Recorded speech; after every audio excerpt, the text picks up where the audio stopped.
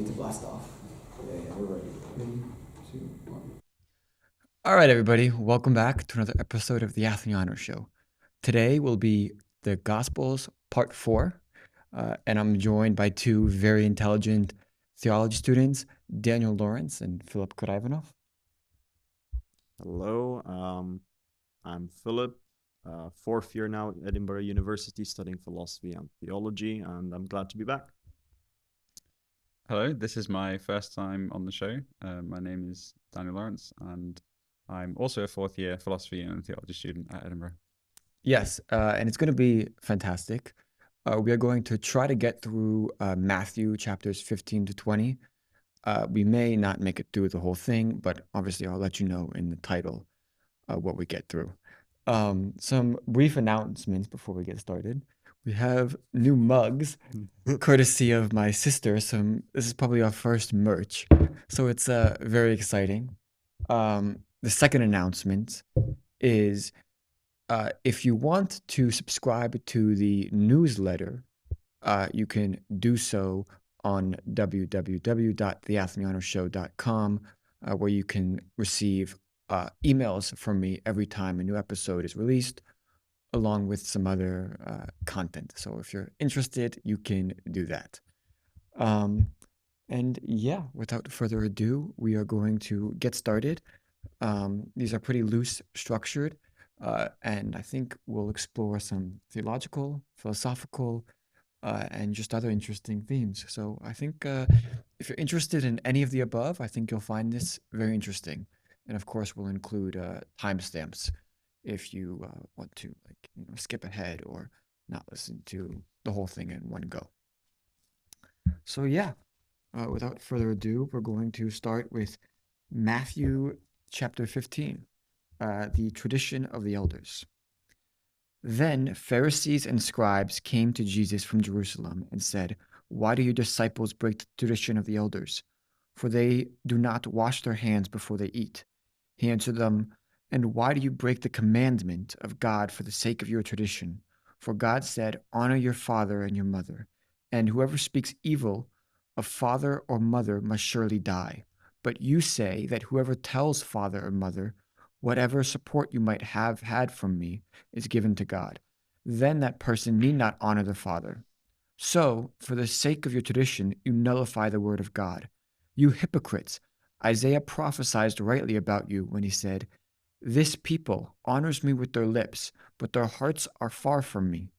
In vain do they worship me, teaching human precepts as doctrines, things that defile.' Then he called the crowd to him and said to them, 'Listen and understand. It is not what goes into the mouth that defiles a person, but it is what comes out of the mouth that defiles.' Then the disciples approached and said to him, 'Do you know that the Pharisees took offense when they heard what you said?'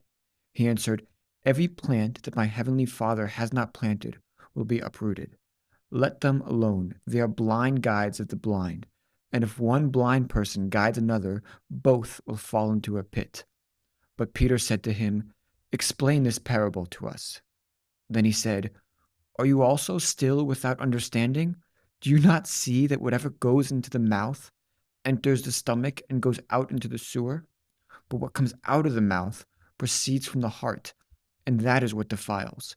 For out of the heart comes evil intentions, murder, adultery, sexual immorality, theft, false witness, and slander. These are what defile a person, but to eat with unwashed hands does not defile."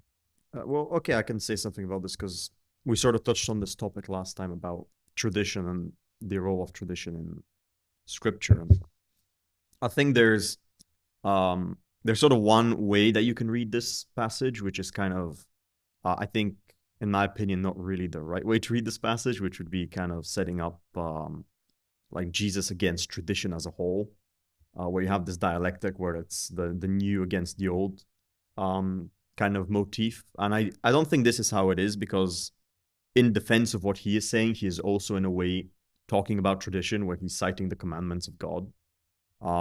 So I think you can see that when he calls them hypocrites, right? Because if he's accusing them of hypocrisy, that means that there's inconsistency in their beliefs. So he's not obviously rejecting the whole of the tradition, he's only rejecting their inconsistency with the tradition, right? Because they're taking rules that are not as fundamental as those of the Ten Commandments, for example, which are also part of the tradition that they believe in. That's why he can call them hypocrites and not just incorrect. And I think that overall fits in with the idea that Matthew's gospel is talking about the Jewish tradition, and it's talking about the fulfillment of the law, which is the main audience of the gospel, as we said, I think, in the last podcast, is a Jewish audience. Yeah, and I think that's especially pertinent considering the context of he's talking about the heart in terms of we look back at the prophecies in Ezekiel and elsewhere that talked about how the law of God would be written on the hearts of the people.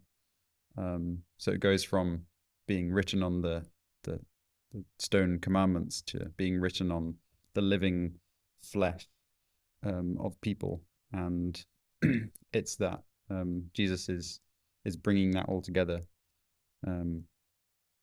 when he's talking about the importance of the heart and the importance of what comes from the motivations, what comes from that is what defiles you. So it's kind of like bringing these two aspects of the law and of tradition and of your personal morality, and then bringing them into the importance of the heart of the individual person. Okay. Yeah, and I think everybody sort of relates to this in terms of more practical issues. Like, I think a lot of times people, like with their parents, for example, your parents set up some laws, some rules of the house. And sometimes you might feel like, well, they might not be exactly right, or sometimes they're right. And there's this sort of mediation between, like, to what extent you have to follow them because of the source of the rules, and to what extent they're actually not right to follow. Right. So there's always this sort of question of how much you follow the established order. So we see it here. And he kind of, he goes after the Pharisees in a pretty direct way, right? When he As says, always, yeah. Let them alone. They are blind, guides the blind. And if one blind person guides another, both will fall into a pit.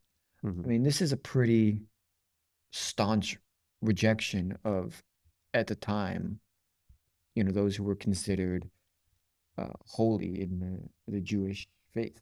Yeah. Or at least a certain sect of it. Yeah. It's quite inflammatory in that respect. Yeah, and I think this would also lead later to the idea of heresy being such a bad thing, because it's not just about believing something that is like incorrect. It's about being constant in that belief and even leading other people into that belief, right? So here we have that the dangers of that, right, where the blind is leading everybody else. So there's a special awareness and judgment if you are someone who is teaching others or guiding people in a specific way. There's more that's at stake there, and Jesus recognizes that in them. What do you guys think about him calling his followers dull? Dull, yeah. Because some people, there's a different wording in your translation. In my one is that they're dull. Yeah. Are you still so dull? There's dullards, They're still not getting the point even after him explaining. I guess that's the thing. He's holding them to a high standard because he knows that they have high standards of themselves in a sense, but they're just not living up to it. The Canaanite woman's faith. This is one of my favorites. Jesus left that place and went to the district of Tyre and Sidon. Just then, a Canaanite woman from that region came out and started shouting, "Have mercy on me, Lord, Son of David. My daughter is tormented by a demon." But he did not answer her at all. And his disciples came and urged him, saying, "Send her away, for she keeps shouting after us." He answered, "I was sent only to the lost sheep of the house of Israel." But she came and knelt before him, saying, "Lord, help me." He answered, "Is it not fair to take the children's food and throw it to the dogs?" She said, "Yes, Lord." Yet even the dogs eat the crumbs that fall from their master's table." Then Jesus answered her, "Woman, great is your faith. Let it be done for you as you wish." And her daughter was healed from that moment. What do you think it says as that the act of faith from this woman is saying even the dogs eat the crumbs from their master's table, to kind of compare herself to the dogs, but say to lower herself, but say even so, I can take something from you. You can give something to me. It's not to like she lowers herself because by comparing herself to the dogs, but then still asks, for his favor and his salvation, and that is the act of faith. I mean, what do you think that says about what is trying to be, what faith is in general, as portrayed in this passage? Is that for me? For either of you. Well, originally, I would like to say, I'm not sure. You can interpret it as her lowering herself, but it's also, in a sense, exalting Christ. I think because she is pointing out how much she believes in him and the medicine that he will provide, right? If you want to use that analogy. So it's like she's saying it doesn't matter what you give me if it's just crumbs, even because like the dog would value the food anyway, I value you that highly, so I will take whatever you can give. So I think in a way you don't have to read it as just her saying, we're just, we're lower than, or we're like, like dogs or something. I think it's more like she's recognizing how important Christ is in that moment, and that's when he says, "You have faith in me." Yeah. The way that it was kind of told to me, at least, it was like she comes to him essentially saying, yes, I'm a sinner. Yes, I'm not worthy of your grace, but because you are good and because I believe in you, I'm asking for it anyway. Yeah. Yeah, I think, well, I've got a few things about context, which I thought could be helpful. So obviously we said before that Matthew's gospel is written to a Jewish audience, or at least like an early Christian Jewish audience. So you've always got to keep in mind the idea that it's written to a Jewish audience, but it's not just, the reason it was written in that sense was also to prepare the Jewish Christians for the Gentile Christians. I mean, that's a whole issue throughout lots of books in the New Testament. So I think lots of things in Matthew have that element of the relationship between Israel in the Old Testament, the Jewish people, and the bringing in of the Gentiles into that covenant. So there are a few things to do with that. So first of all, as a Canaanite woman, she's a Gentile, basically. Okay. So when Jesus is ministering with Gentiles, it's basically the exception, because most of his ministry was towards the Jews of the time. So there are a few things that are kind of interesting about this. So you can kind of see her as an outsider, someone who's outside of that kind of like Jewish culture that Jesus would have grown up in, and that obviously the Jews were expecting a Messiah. So there's an interesting link, and I can thank Jonathan Peugeot for this. This is not my connection, but an interesting link between the mentioning of the dog and the Canaanites, and also this the word that's used for dog here. There are two different words for dog in the New Testament. One is kind of a wild, bad, in Revelation talks about like outside of the dogs, outside of the city. But there's also a sense of like a pet. It's a more kind of homely dog, and that's the more friendly usage here. So it's not necessarily as offensive as it might sound in English. So there's a link between Caleb and and the Canaanites, because Caleb in the Old Testament was one of the spies that went into the land. He spied it out. He was one of the truthful spies, or at least the unafraid spies who came back and said that the land was good. Caleb is linked to the word dog in Hebrew. So there's a kind of a link going on between Caleb and dog. There's a link going on between Caleb, the Canaanite, and the dog. And he was given the outside of the city of Hebron. So he's kind of person who's on the peripheries, who's on the outskirts. He's this kind of dog figure. There's kind of a play on words there. So when Jesus is talking to this woman and she says something about the dog, it's almost like a reference to that outside figure, Caleb, who was a Canaanite, but was part of Israel as a ethnically, I guess, an outsider being brought in. So I think there's something going on here with Matthew talking about the outside, the Gentiles being brought in, and it is, in a sense, it's kind of, well, here we have a primarily it's like, well, this is the children's bread, but we're giving it to the dogs. So there's kind of like an order of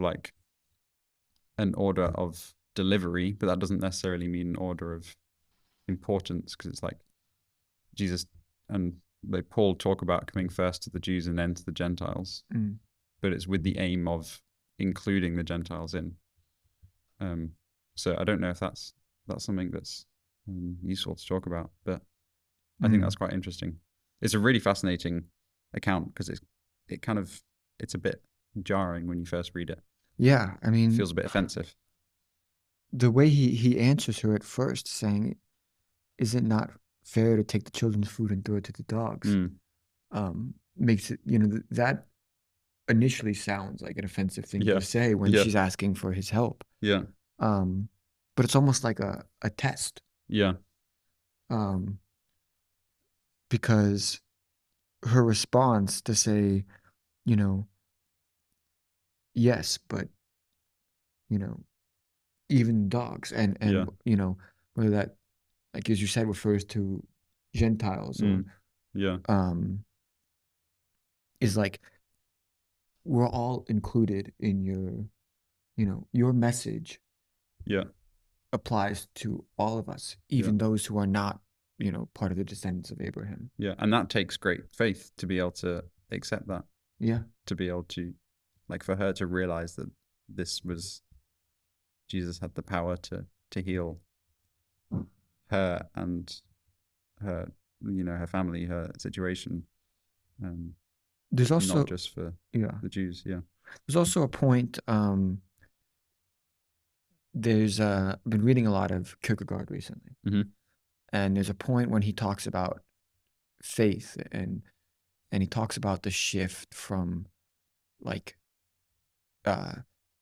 asking for something or taking something versus moving into faith, which is receiving something, and that shift of receiving things from God rather than like taking from it. And so it seems like there is an element here too where she's not saying, yes, these things are necessarily rightfully mine to take, but it's an attitude of, I'm receiving from you. Yeah. And I think that's really interesting. Yeah.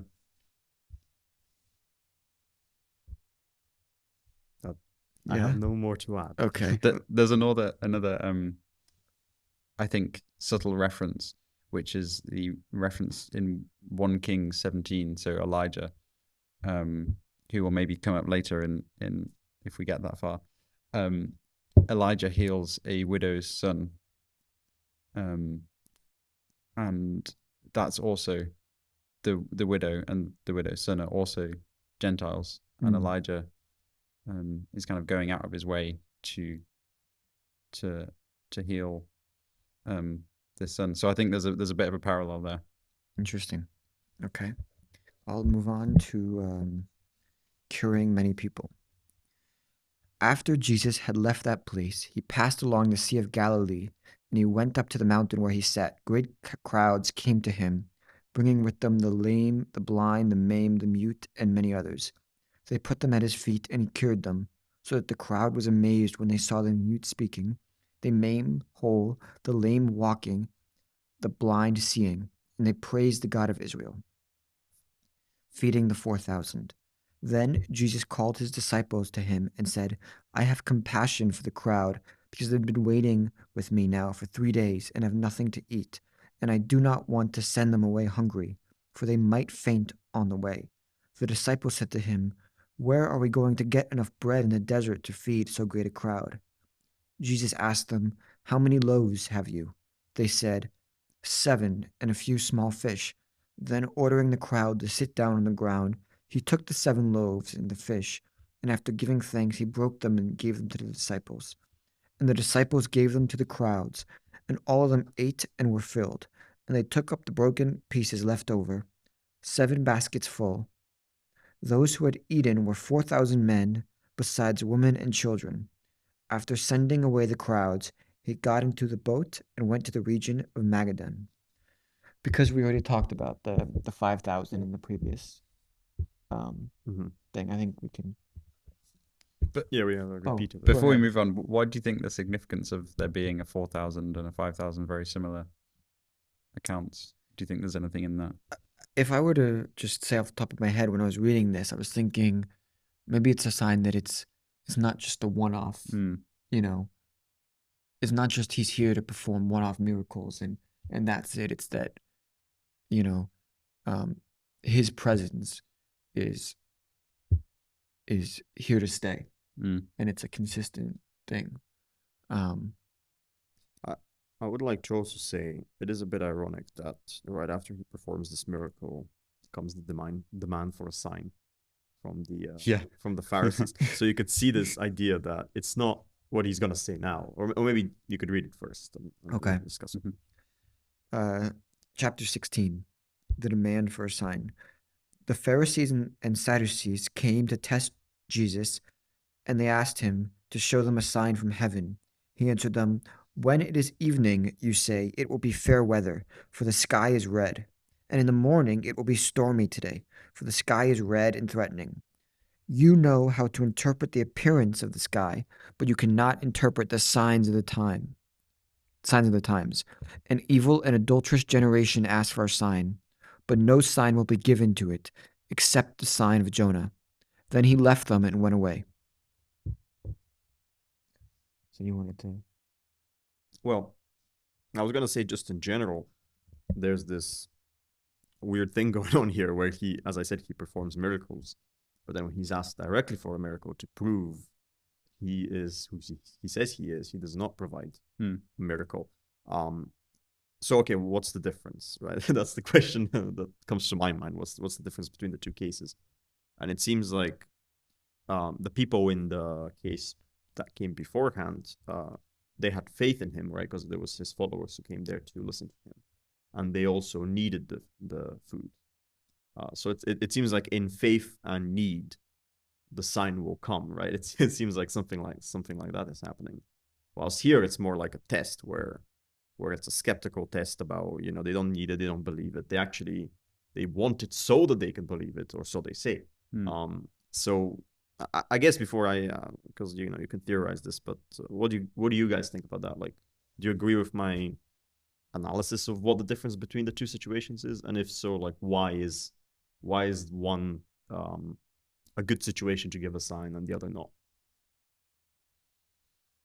Yeah, I mean, it kind of fits with what Paul says in 1 Corinthians when he says the Jews demand a sign, the Greeks search for wisdom, but Paul, preach Christ crucified, which is a stumbling block for both.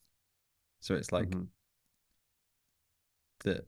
and we haven't got onto that yet, I suppose, but like Christ crucified is a stumbling block for those who are demanding a sign, even though it is a sign, and it's a stumbling block for those who are demanding wisdom because it seems foolish to the wise.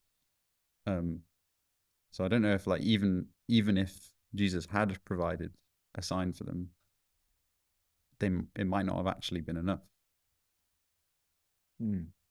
Yeah. I don't know. So you're saying that believing or having faith requires more than a sign.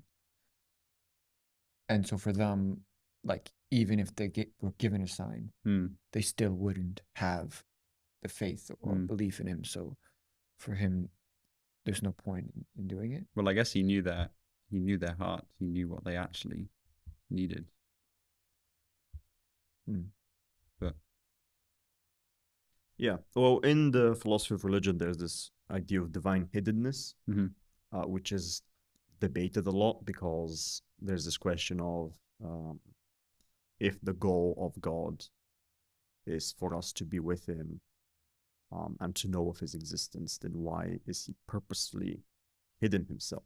And there's this, the typical answer that's given is that there is sort of this process or transition that the person's soul has to undergo in order to know that God exists. And that process is actually significant enough to where it cannot be circumvented by God just appearing and demonstrating his existence straight away. And of course, that's a bit mystical, and that's why there's this debate about it. But I think we see it here clearly that there's something going on where you have to be in a certain state where you have to actually get there before it happens. I think a claim some people can maybe make is that this is actually foolish, like you said about like the wise person might say that that's foolish, because if you think about it in the way of, it seems like so they could say, are you suggesting we should be predisposed to believing it such that we believe it, right? Which seems like it's a circular reasoning, right? So you're predisposed to believe it, so obviously you're going to believe it.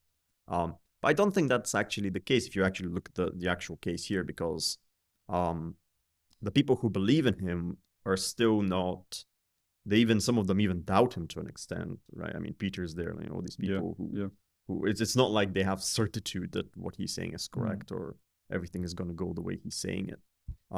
So I think there's something more going on here where the actual miracle, if you want to say, or the sign is not sufficiently undermined by the fact that they have trust in Jesus, and in their time of need they look towards him, and that's when he comes. It's also, I forget which one of you said this, but it is, like, he cures many people, and that's just like a small passage, and then he feeds 4,000, and then it's like, okay, show us a sign, and it's like, well, did you not already, see the signs? Yeah. Well, they weren't there, right? they weren't at the right place at the right time, and that's another question. Why were they not? Because I'm assuming they weren't there. I mean, the Pharisees and Sadducees, they weren't following him to see the signs. What I mean is, like, he's been doing these miracles all throughout, for the first 15 chapters, and they still haven't, believed, and they're asking for a sign. And so it does seem a little bit like them not believing is more to do with them not wanting to believe rather than them not seeing a sign. Because if they wanted to really see a sign to believe, they have plenty.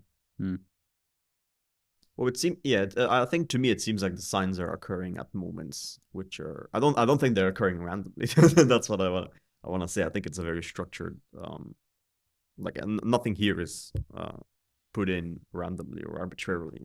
So I think the signs are occurring at the right moments, and the right moments in this context. So I'm asking, like, why are those the right moments? Like, what is it trying to say? Because here we have them coming over, but they're not coming over. Maybe they're not coming over in good faith. Maybe that's like the simplest way of putting it. They're coming over because they want to rebuff him, and they're ready. Whatever he shows to them, they're ready to debunk it on the spot. Maybe. Yeah, and he does say he's going to give them a sign, but none will be given except the sign of Jonah. And right. I think, I don't know much about this, but I think that is often interpreted as being the resurrection. Yeah, because you have dying and rising again in 3 days. Yeah. But I heard something else, which is it's not just the Jesus' resurrection or death and resurrection, but it's also in the context of Jonah. Again, we're back to the Jews and Gentiles thing. The context of Jonah is that Jonah goes to Nineveh to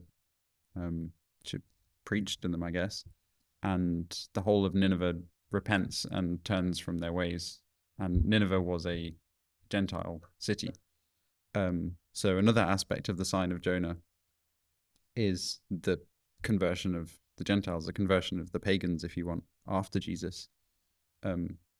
So like there's two parts to the sign, both the actual like death and resurrection of Jesus, which presumably a lot of these people actually would have witnessed, would have seen, would have heard about. But then there's also, after that, is this complete transformation of the world in the next few centuries. Of the conversion of the Gentiles, of the pagans. Yeah, I think there's a lot of these passages where I think the last time we discussed at length John the Baptist and his relation to Elijah. So we have here the same thing with Jonah and Jesus. I think there's also a part to do with foreknowledge. Yeah. Because, of course, the Pharisees and the Sadducees have their part to play. And again, it's this irony where he says the sign that they will get is the sign that they sort of cause themselves. Yeah, exactly. Right? Yeah. That's So quite funny, there's a lot of this play on this idea that you are gonna get a sign, but it's you're gonna make me give the sign, right? So you're gonna be pushed to that point. And I would say it's not against their will. It's, you don't have to believe that they're like literally. It's more like, again, the Pharaoh in Exodus, right? It's their heart is set in stone, right? So it's just God might be hardening it in a sense that he's just making them strong enough to commit that which they want to commit anyway, which would be that they don't believe in God they don't believe in Jesus in the first place. But I think there's also elements here of maybe the messianic secret motif that's going to come up later. So I think when we get to that, we're going to have to double back to this part. Sure. Yeah. Okay. The yeast of the Pharisees and Sadducees. When the disciples reached the other side, they had forgotten to bring any bread. Jesus said to them, "Watch out and beware of the yeast of the Pharisees and Sadducees." They said to one another, "It is because we have brought no bread." And becoming aware of it, Jesus said, "You of little faith, why are you still talking about having no bread? Do you still not perceive? Do you not remember the 5 loaves for the 5,000, and how many baskets you gathered, or the 7 loaves for the 4,000, and how many baskets you gathered? How could you fail to perceive that I was not speaking about bread? Beware of the yeast of the Pharisees and Sadducees." Then they understood that he had not told them to beware of the yeast of bread, but of the teaching of the Pharisees and Sadducees.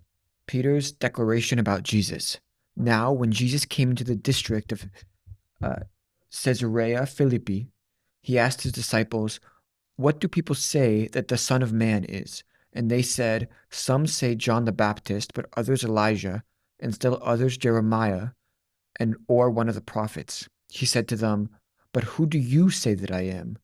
Simon Peter answered, "You are the Messiah, the Son of the living God." And Jesus answered him, "Blessed are you, Simon, son of Jonah, for flesh and blood has not revealed this to you, but my Father in heaven. And I tell you, you are Peter, and on this rock I will build my church, and the gates of Hades will not prevail against it. I will give you the keys of the kingdom of heaven, and whatever you bind on earth will be bound in heaven, and whatever you loose on earth will be loosed in heaven." Then he sternly ordered the disciples not to tell anyone that he was the Messiah.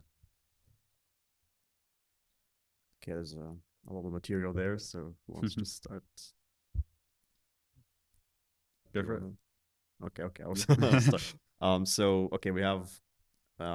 First, I would like to point out there's immediately there's a point where we have this idea of miracles and faith again. Yeah.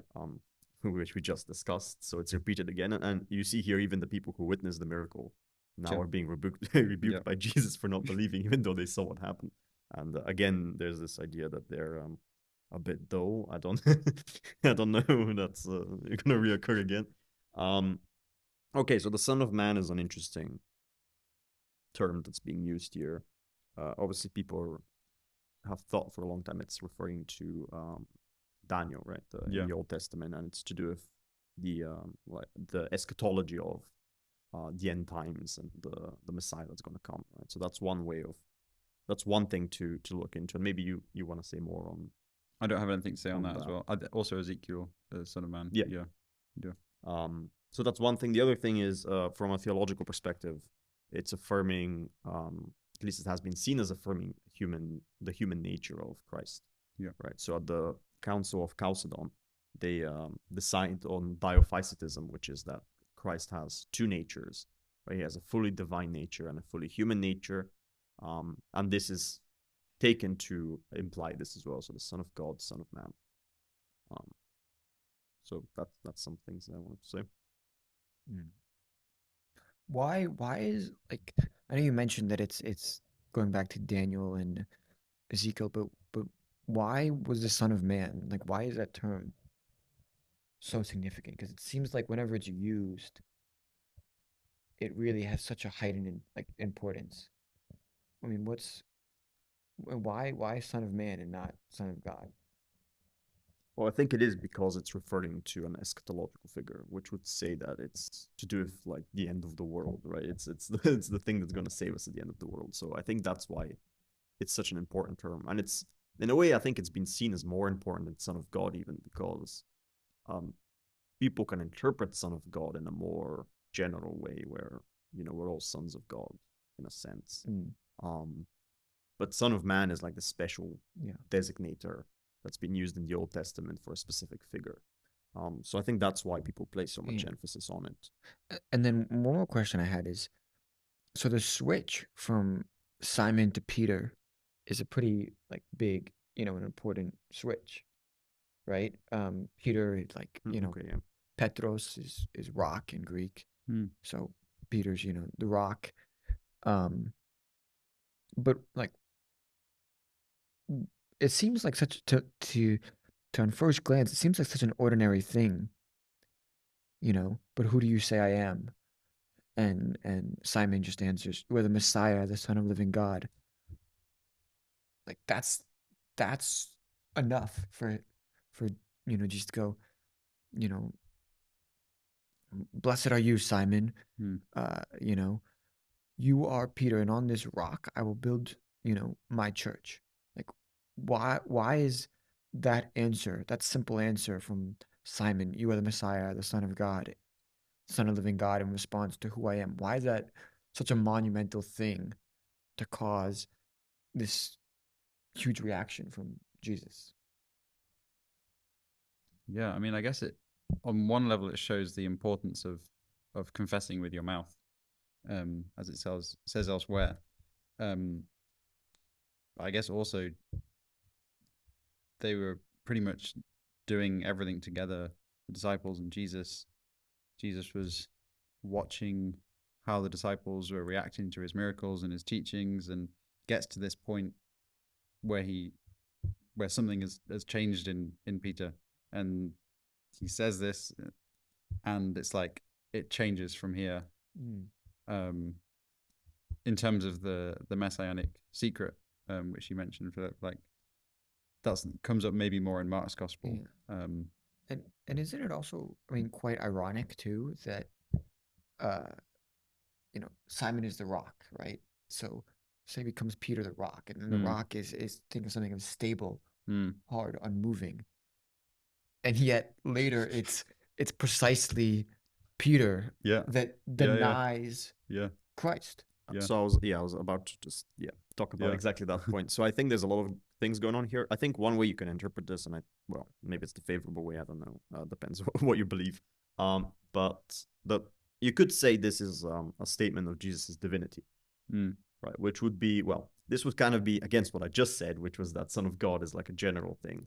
But then if you're saying that this is just a general term for anybody, then I think I agree with, or I think Athan is pointing out a great point here. If this is a general thing, then why is it so important for Christ that he's willing to say, okay, so you're confessing this, and obviously if we know church history, so we know this is going to be the foundation of the church. So as the foundation of the church, this is what the church is going to confess as well. So I see it as, obviously we know that the church confesses the divinity of Christ. So this would be the follow-up, right? This is where it starts and it follows on from here. And I think that makes sense because if it's not about the divinity of Christ, then there's a question of why it's placed as the main confession. And I think this is also related to the motifs to do with both Peter. So Peter here is saying, if we interpret it as the divinity of Christ, right? He's saying something that's blasphemous, right? Yeah. That the man is divine. This is related to what I just said about Son of Man, where we talked about emphasizing his humanity. So now we have humanity emphasized, and now his divinity is being emphasized if we read it on this interpretation. And we have this idea that Peter, as you said, is later going to struggle with this because he said something blasphemous for those times, and now he's going to change it later on when he's directly point blank asked. And I think that represents sort of what's going to happen later with early Christian believers, where a lot of them actually died for their faith, where they refused to do what Peter did, which was go back on what they professed to believe. And even Peter's denial was even something lesser than that. It was even knowing Jesus was what he denied. Yeah. It wasn't even this level of denying the divinity of Christ. It was like he even fell at that hurdle. But that is amazing. I think it's an amazing story of redemption. The fact that he has this watershed moment with Jesus, and then he sinks to the lowest point of all the disciples, I guess. Well, okay, apart from Judas. yeah, of course. And then is raised up with that amazing scene after Jesus' resurrection. So yeah, if you were, making this up, it would be an amazing story arc. But yeah, right. And obviously, if we're going with this, then there's this idea that it's sort of meant to happen when everybody's playing their role out here. So it's interesting that he has to have this like redemptive thing before he gets to the point where he's meant to be. Interesting. Yeah, and I guess the last thing I wanted to point, obviously this is the foundation of the church. The keys of the kingdom are being given here from Christ to his apostles, right? And then later on at Pentecost, this will be shared amongst all of them. Yeah. So, and that's another thing about the Jews and the Gentiles, like opening up the kingdom, as it were, for the nations, which we see at Pentecost. Right. Okay. I'm going to read these next two. Jesus foretells his death and resurrection. From that time on, Jesus began to show his disciples that he must go to Jerusalem and undergo great suffering at the hands of the elders and chief priests and scribes, and be killed on the third day, and on the third day be raised. And Peter took him aside and began to rebuke him, saying, God forbid it, Lord, this must never happen to you. But he turned and said to Peter, Get behind me, Satan, you are a hindrance to me, for you are setting your mind not on divine things, but on human things. We're going to have to talk about that. The cross and self-denial. Then Jesus told his disciples, If any wish to come after me, let them deny themselves and take up their cross and follow me. For those who want to save their life will lose it, and those who lose their life for my sake will find it. For what will it profit them if they gain the whole world but forfeit their life? Or what will they give in return for their life? For the Son of Man is to come with his angels in the glory of his Father, and then he will repay everyone for what has been done. Truly I tell you, there are some standing here who will not taste death before they see the Son of Man coming in his kingdom. Okay, what is going on here with Peter and Jesus? He's the rock, and then Jesus foretells his death, and Peter says, this must never happen. We must prevent this, or something like that. And then he says, Get behind me, Satan, to Peter. You are a hindrance to me. I mean, help me. Like, explain what is going on here. Well, this is a classic case of human exaltation of oneself when you get a good position. Yeah, he's just been giving this grand responsibility, and I think he's taking it a little bit too much on his head now. He's willing to go up and say, I'm your mouthpiece, as Jesus has just proclaimed him to be, and I'm gonna like discuss this with you. And I think it's just he's obviously there's also this other idea behind it, because he's obviously showing his love for Jesus and he doesn't want this to happen and all that. But yeah, Jesus is just pointing him to the bigger picture, which Peter of course cannot see. Yeah. Yeah, it's a little foreshadowing, I suppose, of his, as I mentioned, of his story arc to come. Like he's Right, because doesn't he pull the sword, and like when they come to arrest Jesus, yes, that is Peter. I think Yeah. it's Peter, and then he chops off the Yeah, ear. yeah. I mean, that's another one of his low points during the Oh, Holy yes, Week. yes, Yeah, Yeah. it's quite ironic for The Rock to have so many up and downs. He's quite an extreme person, I suppose. Yeah. Yeah, and then I mean, what do you make of this in the next passage? For those who want to save their life will lose it, and those who lose their life for my sake will find it. This idea that in order to gain life, you have to give it up. I mean, I think like this is such a profound statement in the Gospels. Like, I think it's something that applies to so many levels of reality. I mean, we see it even in the natural world. You think about how nature works with cycles of plants, animals. Like if you, like the requirement of death and of giving yourself up for new life and for gaining what is new. And yeah, I mean, I guess Jesus is applying this to on a very personal level to his disciples, to his followers. You can't gain the world by going after the world, because you'll lose it. I find it so interesting because he it's like it's not necessarily that you will, like, there's an emphasis on you have to lose your life in order to gain it. You have to pick up your cross and follow it. Yeah, just before.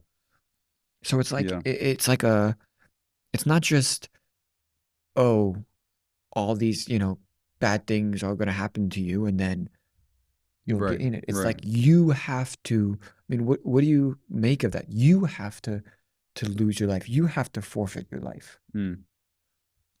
How do we make sense of that emphasis on personal volition? Right. And how do you practice that? Yeah, I mean, I guess that maybe the answer to that is helped by looking at the fact that he is alluding to the cross. I mean, this is obviously before they fully know how he's going to die. So he's saying, like, pick up your cross and follow me. So I don't think you can disconnect it from the cross and from Jesus. Because that is the reason why we pick up our cross and follow is because Jesus did, and because Jesus did it for us. And I'm wondering too if just like the Jesus on the cross is him kind of in a sense giving up his life to God. Like accepting that God, his life is to God and belongs to God. Yeah. Right. He doesn't resist or like he doesn't try to flee. He lets God take his life. and that's what leads to the resurrection. Is it in a sense like, giving yourself up to God in order to, or giving your life up to God in order to receive it? Yeah, I guess it's like he's giving himself to the highest thing. I mean, the story of Abraham and Isaac has been on my mind.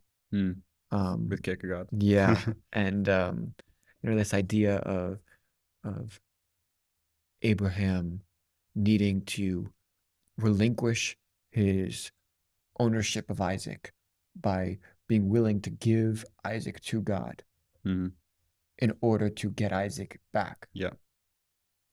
I think there's definitely something in that. In the like that was he was his everything, his future, his fulfillment of the promise.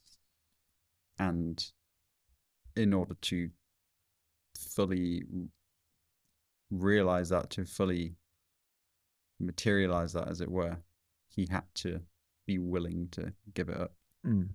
Yeah.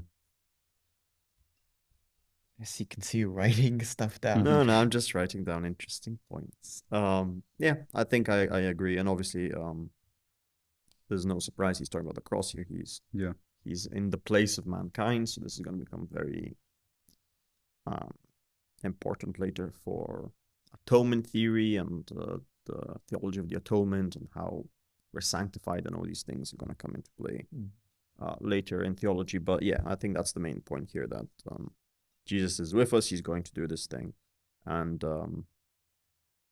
yeah, he's going to quite literally give up his life. But obviously, the meaning here is also spiritual, because he explains it right after he says it, that he's talking about the soul. Yeah. And yeah, I think he means here.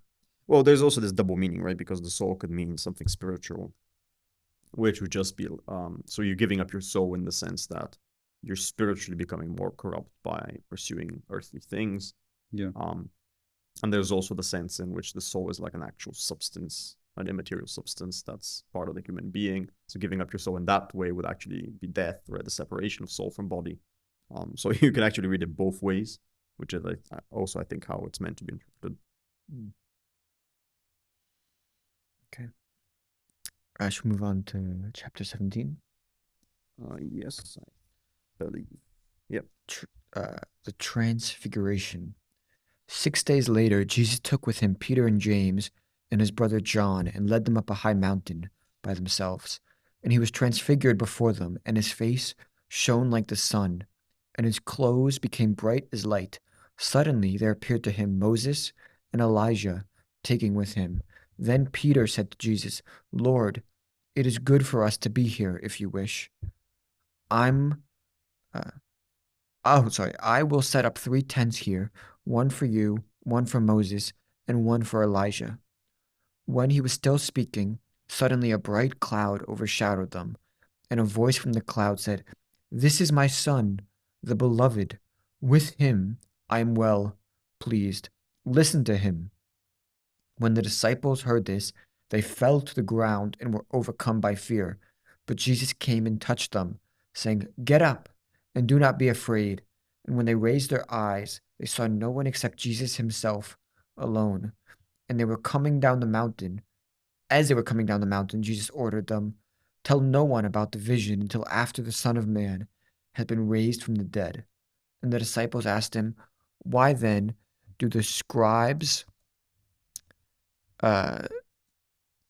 say that Elijah must come first?" He replied, "Elijah is indeed coming and will restore all things. But I tell you that Elijah has already come, and they did not recognize him, but they also did to him whatever they pleased. So also the Son of Man is about to suffer at their hands." Then the disciples understood that he was speaking to them about John the Baptist. So, Yeah, I think we'll stop there. Okay. I would assume we want to discuss the Transfiguration. Yeah, so a lot of stuff is happening. Maybe first we can talk about symbolically what's happening. So we just had this idea of picking up your cross and heading off somewhere. It's not said where, but you're heading, you're picking up your cross and you're walking with Jesus. And now we have this idea of a mountain. right? And mountains or well, it's not a mountain here, but it's Yeah. sort of a mountain. And the idea here is obviously there's a high place, there's a low place, and you're going higher up. So I think everybody sort of sees the symbolism of that. It's like the Moses meeting with God. Yeah. right, the meeting. So the meeting of God has to happen on the mountain. It doesn't happen, he's everywhere, right? He's omnipresent, but it has to happen there. Because it makes sense to happen there, right? It's the highest place, it's the closest to the sky, right? So Yeah. he goes up, he goes up there, and then the Transfiguration happens, where God kind of like shows up, I guess, or there's this confirmation. So one tradition has it that what you think like Jesus, I think everybody like in the Christian worldview sort of sees Jesus as showing what humanity should be, what it is and what it should be, right? So here you have this idea that man can be transfigured, right? When he goes up the mountain, right? So you've got this imagery in your head where you're thinking, so far he's just a man, right? We're just seeing him as a obviously there's divinity, but there's this idea that he's picking up his cross like we are, and now he's heading up a mountain, and then he's being transfigured, he's being changed, actively changed, in conjunction with well, it would later become known as grace, right? God's grace or his action in the world. So yeah, that's what I have immediately, like just the symbolism of it and the relationship of what happens here to the relationship of what happens with humanity in general.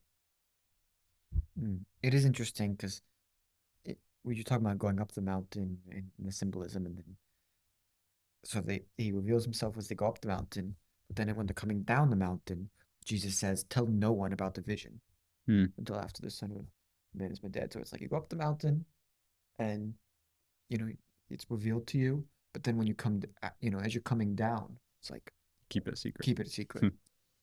Yeah, and that's another interesting point, because up until now we have these miracles that are happening, and they're like done in front of people, right? So they're you can say they're signs, right? But this one, in my opinion anyway, it's not quite a sign. It's more to do with once you understand the whole story, then you can go back and look at this, and you can interpret this as what man like should do, which is this transfiguration that occurs for humanity in general.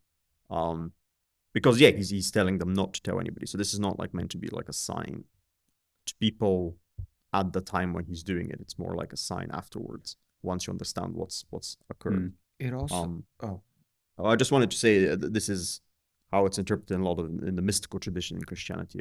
There's a lot of emphasis on the transfiguration, especially in the Eastern churches, because there's in the Western mysticism, there's a lot of emphasis on the stigmata, right, and the crucifixion of Christ. Obviously, both sides talk about both things, but here this like the light. A lot of saints have talked about how they experience a form of transfiguration, which is this like white light that shows up, and it's also related, I believe, to the baptism of Jesus with the dove coming in and the Spirit. So we have the Trinity, we have the baptism, and the Spirit is coming in. Now we have the transfiguration as you're walking up to the mountain, right, closer to God, and the Spirit reaches out. So there's a lot of different things playing here. I was gonna say too that it's interesting.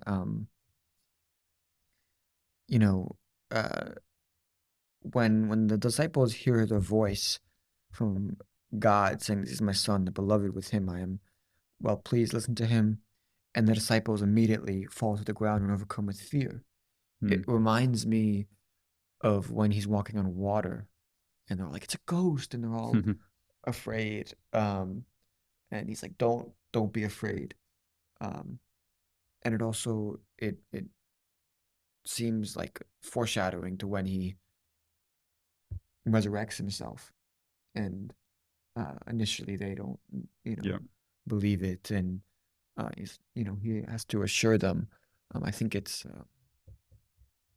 one of the disciples, I forget which one, takes particularly long to convince that he's Thomas. Doubting Thomas. And so it seems like a common theme is the disciples are like this element of fear. Of like they're afraid of these grand moments. And it it's interesting to think about like people's faith in a modern sense, like the element of fear with believing in faith, and how that plays a role in, and if believing or having faith in certain things does require a certain element of getting over a fear. Yeah. I think that's a very good point because, yeah, as we see, the problems they're having are not just purely intellectual, rationalistic problems. Right? Yeah. It's not just where's the proof. It's more like how does that affect me? And we have that even beforehand, where like when they don't understand, we just talked about them doubting again a second ago, and there it's coming from like a lack of understanding of what Jesus is saying because they've already sort of forgotten the miracle, or they've just not understood what's happened. So there's a lot of other things happening here, not just a straight up account of, can you show us that you're miraculous? It's more to do with, they have this fear, they have this lack of understanding of some of the things that they're seeing, as you would expect. Well, I would expect any rational person would have these other things going on instead of just their perception of the world. I mean, if something like that happens to you, I would say we would all have a certain lack of understanding and a certain fear, and all these things would be stumbling blocks to having faith in something. Yeah. I think that kind of links into something that I found about the that verse 4. Peter says to Jesus, "Lord, it is good for us to be here. If you wish, I will put up 3 shelters, one for you, one for Moses, one for Elijah," which, I don't know, seems like a very weird thing to say in the moment. Like they're on the mountain and Jesus is being transfigured, and Peter's like, "I'm going to build some shelters." Like, it seems really strange. But I think the context of this is that it's during the Feast of Tabernacles, which is when they would have made shelters in as part of the feast. It's also called the Feast of Tabernacles. Or did I say that? Yeah. So it's the idea of the tabernacle, obviously in the Old Testament, was the place where God dwelt. His presence was in the Holy of Holies inside the tabernacle, which was then became the temple. And Peter's still got this mindset of like, oh, something holy, something great has to be contained within this shelter, within this tabernacle. And what he doesn't realize is that was like the previous expression of God's glory and God's presence. Whereas now in the Transfiguration, we have like the full picture, which is in Christ, in Jesus. We have the full glory of God, who's not constrained by this little tabernacle that Peter wants to give them. So I think that's just amazing. Yeah, I actually, I would agree with that, and I think that goes again to the point that I was making, which is maybe not like as recognized by some, but because obviously this is a sign of divinity. I mean, I'm not saying it's not a sign of divinity, but it's also supposed to be a sign of humanity. Yeah. And I think what you just said kind of goes with that, right? Yeah. Because the idea is that it's not restricted. Because Peter's initial reaction is, okay, yeah, you're the divine one. Yeah. Let me immediately confine the place like we used to, right? But it's like, no, I'm also the human one, right? Yeah. And this can happen to you, right? You can have this experience as well. So there's this sort of universality that's going on. Yeah. So again, it's the tradition, and then there's also this new idea that's coming along. Yeah. And it's almost like this is actually Jesus's natural state, as it were. And the rest of the time, he is the rest of the time when he's on earth, he is in a sense shielding or hiding, or I don't really exactly know the words to talk about it, but he's not showing the full extent of his divinity. And this is the moment where it's fully shown to the disciples, or to the select, the 3. Yeah, like I said, I wouldn't say it's not a sign of divinity. Yeah. But it does have that. Yeah. When we take the whole context of it, it has this universal kind of Yeah. thing to do, the relation of the divine to mankind Yeah. as well, because that's also another thing, as we said, that Jesus represents. It's not just the word of God, but Yeah. it's also the relation of God to man. Yeah, which is also why Moses and Elijah are there. It's pointing back to the history of God's relationship with his people through the law and the prophets, Moses and Elijah. Yeah. The dog will be edited out, by the way. Oh. In case you can't hear, there's a dog that's very mad at somebody in the background. Is that the dog from the Canaanite woman? Yeah. The dog's not getting the crumbs from the table, so he's very upset. Okay. Does anybody want to talk about Elijah, or I think we've already discussed Elijah it, but in case you and wanted John. to. I mean, I guess this is linked to previous discussions you've had on Elijah, but there's one thing that was in my study notes in my Bible, which said that in Jewish eschatology, there's an idea that Elijah would have to come before the coming of the Messiah. This is based off Malachi 4. So we have Elijah here at the Transfiguration. We also have the whole Elijah John the Baptist thing, which you've looked into before. Yeah, Right. and that goes along with the fact that here he's addressed as the Son of Man once again, Yeah. instead of any other title. Yeah. By the way, if you want to check out the previous episode, it's in the description. So check that out. Okay. Jesus cures a boy with a demon.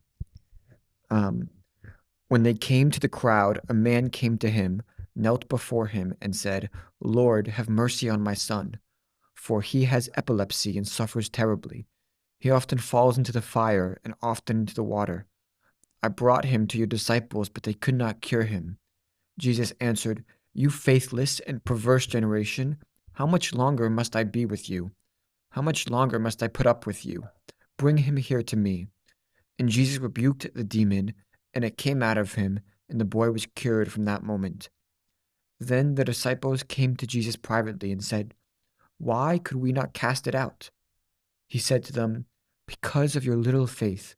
For truly I tell you, if you have faith the size of a mustard seed, you will say to this mountain, 'Move from here to there,' and it will move, and nothing will be impossible for you." Jesus again foretells his death and resurrection. As they were gathering in Galilee, Jesus said to them, "The Son of Man is going to be betrayed into human hands, and they will kill him, and on the third day he will be raised." And they were greatly distressed. When they reached Capernaum, the collectors of the temple tax came to Peter and said, "Does your teacher not pay the temple tax?" He said, "Yes, he does." And when he came home, Jesus spoke of it first, asking, "What do you think, Simon? From whom do kings of the earth take toll or tribute? From the children or from others?" When Peter said, "From others," Jesus said to him, "Then the children are free. However, so that we do not give offense to them, go to the sea and cast a hook. Take the first fish that comes up, and when you open its mouth, you will find a coin. Take that and give it to them, for you and me." Any commentary on those, or? Actually, I don't have much to say on those passages. I really don't useful. understand the coin fish thing. Oh, the fish. I would love some insight, to be honest. Which part of it is I've always been a bit mystified by this. the whole like go to the sea and catch a fish? Yeah, I'm sure there's some meaning that I don't know, but I mean, I've always took it like very literally. It's like, all right, well, just to get them away from us, take the coin that comes from the fish and give it to them. And then, Well, I don't think we disagree that, or at least I mean, sure, it's literal, but what's why does it have to happen this way? why is it I think that's what recorded? he's asking Yeah. more like, whoa. Why doesn't he just produce the coin? Well, maybe there's some symbolism here to do with Jonah, Yeah. since he was mentioned already, and That's true. we're approaching the 3-day Yeah. event. So maybe this is some sort of symbolism where he's again foreshadowing. In which case, this would be a real foreshadowing, because I think before he's blatantly stating what's going to happen. But now he's sort of, through miracles, he's starting to foreshadow. Like, there's a fish, the coin's in the fish, right? The treasure in the belly of the beast. So that's what I'm thinking to do with the fish. And again, we have the motif of the faith, not having enough faith. Yeah. Okay, you want to talk about greatness? Greatness. Well, the next chapter. The next one. chapter. Okay, yeah. We'll talk about greatness. True greatness, chapter 18. At that time, the disciples came to Jesus and asked, "Who is the greatest in the kingdom of heaven?" He called a child whom he put among them and said, "Truly I tell you, unless you change and become like children, you will never enter the kingdom of heaven. Whoever becomes humble like this child is the greatest in the kingdom of heaven. Whoever welcomes one such child in my name welcomes me." This is interesting because you remember, I don't remember if it was chapter 12 or 11 of Matthew when he says, "Thank you, Father, for you have hidden these things from the wise and understanding and revealed them to the children." Yes. We discussed it, so I think maybe 12. I think we started at 12 last time, maybe 11. We did discuss the children last time. There's this emphasis on like ignorance and well, there the emphasis was more on ignorance. Here we go. It's 11. I'll reread it. Just Jesus. He says, "I thank you, Father, Lord of heaven and earth, because you have hidden these things from the wise and to the intelligent, and have revealed them to infants. Yes, Father, for such was your gracious will." So it's infants there, and this is children, but it's the same idea. Yeah. What do you make of that? That like there's this emphasis on this kindred, this childlike spirit that you need to enter heaven. Yeah, I think it comes down to humility. Like, children have to have trust in someone more capable than them, who can provide, who can protect, etc. And I think a lot of the imagery, the teaching around being like a child is really emphasizing the humility that is needed to accept the message of the gospel. Yeah, and I also think there is an emphasis here on the innocence of children. I know some people don't want to talk about the innocence of children, but I mean, it does say, "But if anyone causes one of these little ones who believe in me to sin," right? So there's this idea that they are more innocent. Let's put it that way, so it's more palatable for some people. Right, yeah. They're more innocent than the average Joe, right? So there is that aspect of it as well. There's innocence, there's humbleness. There's openness as well. So that goes to humbleness. I think we discussed that last time. To do with the faith and how you approach Jesus and how you approach God. Okay. Temptations to sin. If any of you cause one of these little ones who believe in me to sin, it would be better for you if a great millstone were fastened around your neck and you were drowned in the depths of the sea. Woe to the world because of the things that cause sin. Such things are bound to come, but woe to the one through whom they come. If your hand or your foot causes you to sin, cut it off and throw it away. It is better for you to enter life maimed or lame than to have 2 hands and 2 feet, and to be thrown into the eternal fire. If your eye causes you to sin, tear it out and throw it away. It is better for you to enter life with 1 eye than to have 2 eyes and to be thrown into the hell of fire. So we should just all cut off our arms. This is a nice passage that's misquoted and miscontextualized, isn't it? Of course, he's advocating bodily mutilation. I don't think so. I think one thing I obviously get from his priority. Yeah.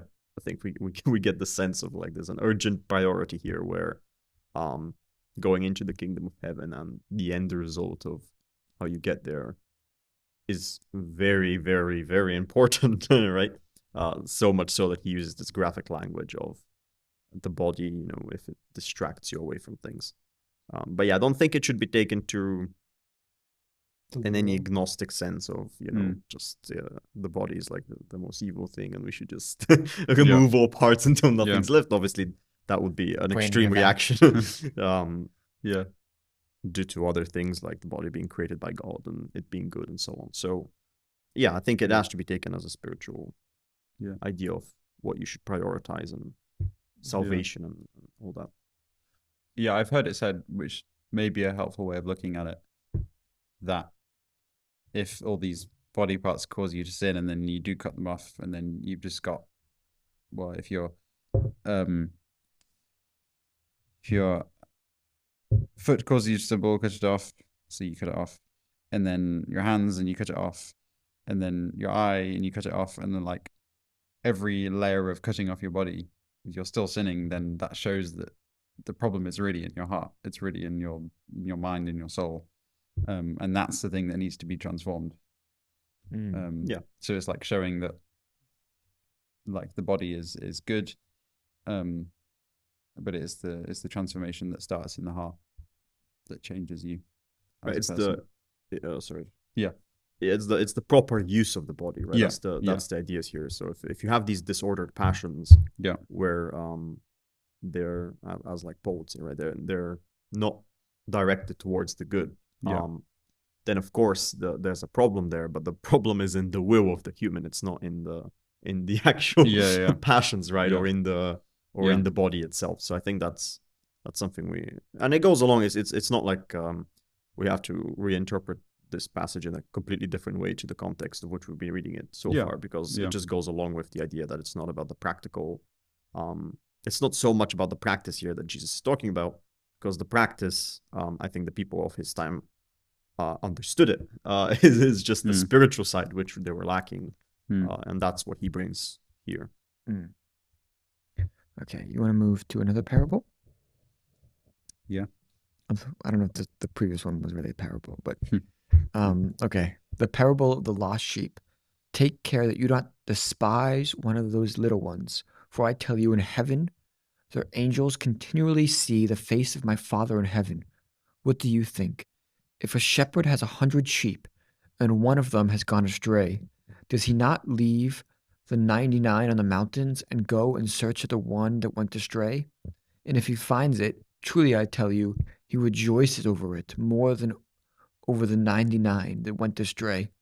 So it is not the will of your Father in heaven that one of these little ones should be lost.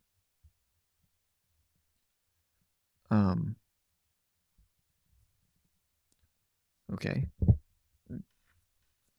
Philip or Daniel, help me interpret this parable. Okay, well, I mean, is this kind of like akin to like, don't just value everybody?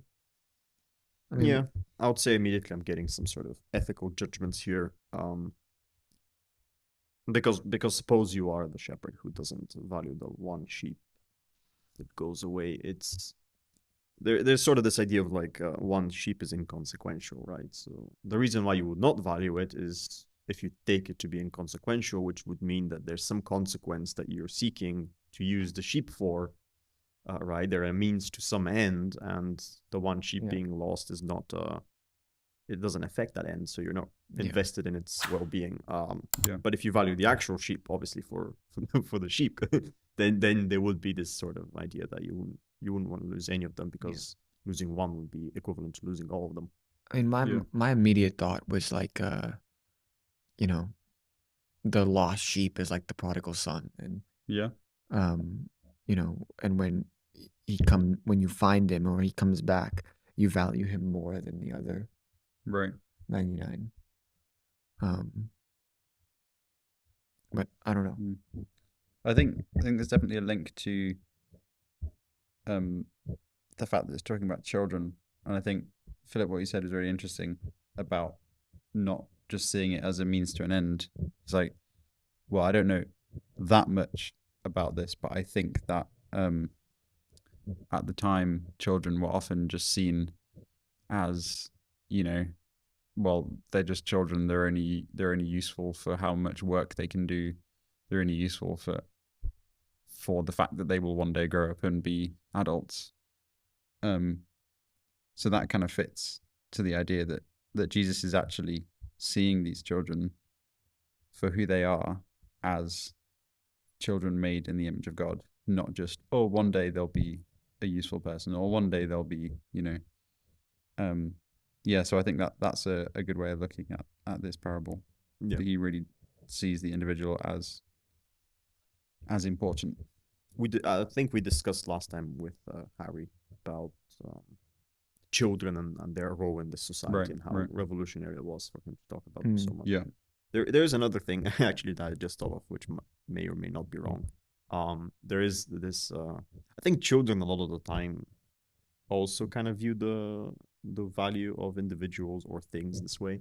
Yeah. They're much more willing to ascribe an essential, value in something, that when they lose it, they will grieve as if they've lost the world. Yeah. Right. I think children do that much more than adults, and then the adults have to come into the room and say, "This is not the end of the line. There's other things that you can value. This is not the only valuable thing." So maybe it's also relating to that sort of childish outlook, and I'm talking about how for individuals that's actually the correct outlook, or at least that's the outlook that God has. Interesting. Reproving another who sins. If your brother or sister sins against you, go and point out the fault when the two of you are alone. If you are listened to, you have regained that one. But if you are not listened to, take one or two others along with you, so that every word may be confirmed by the evidence of 2 or 3 witnesses. If that person refuses to listen to them, tell it to the church. And if the offender refuses to listen even to the church, let such a one be to you as a Gentile and a tax collector. Truly I tell you, whatever you bind on earth will be bound in heaven, and whatever you loose on earth will be loosed in heaven.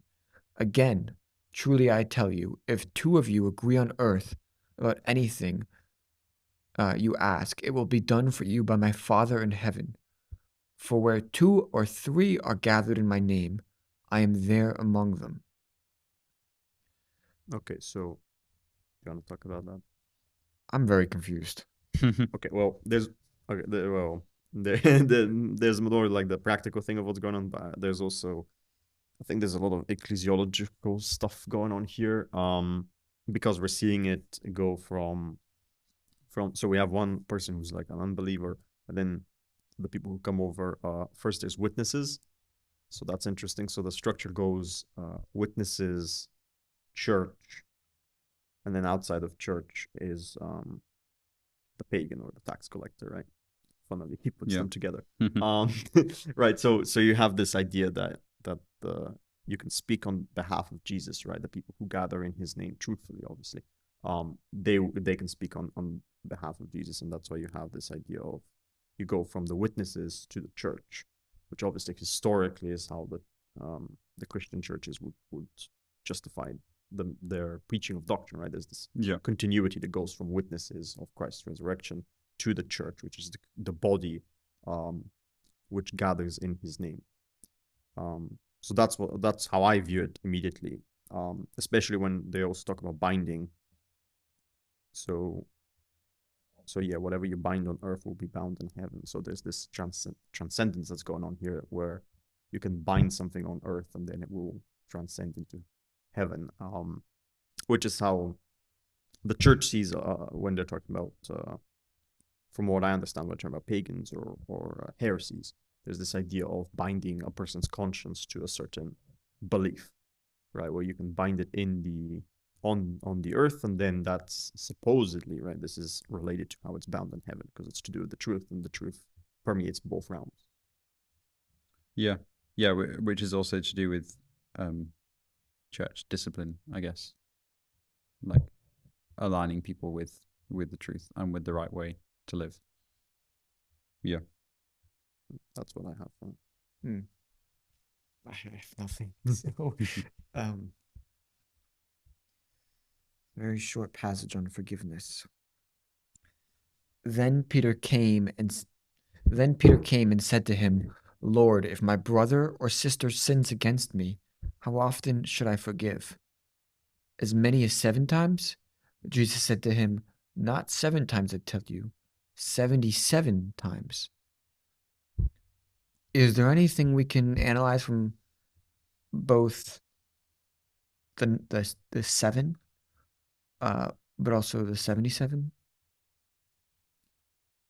Well, I don't know what this is really. I just thought of when God goes to destroy Sodom and Gomorrah, and they have that big debate about the amount of citizens that have to be good. The righteous person, yeah. And he's trying to lower the number. And here we have like this raising of like, it's like the opposite of where you're talking about forgiveness and you forgive people. Yeah. It's like you actually multiply, you go up, you forgive as many times as you can. Because again, we're talking about spiritually here, like forgiveness, whilst obviously is different. It's to do with practical repercussions for a city. But I don't know. That's immediately what came to my mind. So it may be relevant, it may not be. Yeah, it's a kind of extravagant forgiveness. Right. Seems a bit outrageous to an extent. But is it just like symbolic? Like he's saying, there's no limit to the amount of times you should forgive? I don't know. It's hard to know. I don't think you can take it as, well, everyone has 77 chances and you have to count them all. But like here, it doesn't seem like there's much saying the times when you shouldn't forgive. It's not saying, I don't know. It's a difficult teaching, maybe. It's just such a short passage that it's hard to like. Well, there are other passages on forgiveness. That's true. Well, I think there's sort of this idea that the question itself is badly formulated. I think that's what Jesus is getting at here, because it's how many times should I forgive someone? It's like that's not that's not quantifiable. I mean, they're wanting to get that minimum threshold so they can feel good about themselves. Kind of exactly. thing. They're either genuine in their forgiveness and then they deserve it, or they're not. In which case they don't. Yeah. That's how I take it to be. I don't think the 77 has. And is just a ridiculous answer to a ridiculous question. I think that's how he views it. And maybe the parable of the unforgiving servant will tell us a little bit more about forgiveness. Yeah, they are connected. Definitely. For this reason, the kingdom of heaven may be compared to a king who wished to settle accounts with his slaves. When he began the reckoning, one who owed him 10,000 talents brought to him. As he could not pay, the Lord ordered him to be sold, together with his wife and children and all his possessions, and payment to be made. So the slave fell on his knees before him, saying, Have patience with me, and I will pay you everything. And out of pity for him, the Lord of that slave released him and forgave him the debt. But that same slave, as he went out, came upon one of his fellow slaves who owed him 100 denarii, and seizing him by the throat, he said, Pay what you owe. Then his fellow slave fell down and pleaded with him, Have patience with me, and I will pay you. But he refused. Then he went and threw him into prison until he would pay the debt. When his fellow slaves saw what had happened, they were greatly distressed, and they went and reported to their lord all that had taken place. Then his lord summoned him and said to him, You wicked slave, I forgave you all that debt because you pleaded with me. Should you not have had mercy on your fellow slave, as I had mercy on you? And in anger, his lord handed him over to be tortured until he would pay his entire debt. So my heavenly Father will also do to every one of you if you do not forgive your brother or sister from your heart. So is the point of this to say that it's almost like hypocritical to not forgive because all of you have been forgiven by God at some point for your actions? All of you have sinned and done wrongful things, and have debt that has been forgiven by the Lord. So who are you to not forgive somebody else? Yeah, I mean, it's in the Lord's Prayer. Forgive us as we forgive those who sin against us. Yeah. Or, yeah. So, Did you get there? Yeah, I got that. yeah. For me, it's there's a lot of stuff going on here behind the scenes, which you can interpret metaphysically. But the main thing, again, that we have is this transition from you have God, right, in the mountain, and then you have Jesus, who is the mediator, and then we have us. And I think this again. So the Lord, right, the Lord in the story, that would be God, obviously. And he has this attribute of mercy, where he applies it here. He acts mercifully. And then we have Christ, who doesn't appear in the parable itself, but he's the one telling the parable, right? And he's the example that they would see before them as he's telling this stuff. They would obviously relate it to him as well. So you have Christ in there, and then you have the second servant who is being unmerciful, and he would be us, not following the example of Christ and God, but following our own, just being what we do. So I think that's what's going on here, and there's this, the attribute of mercy is being transmitted throughout those three different beings, right? And that's what's going on here.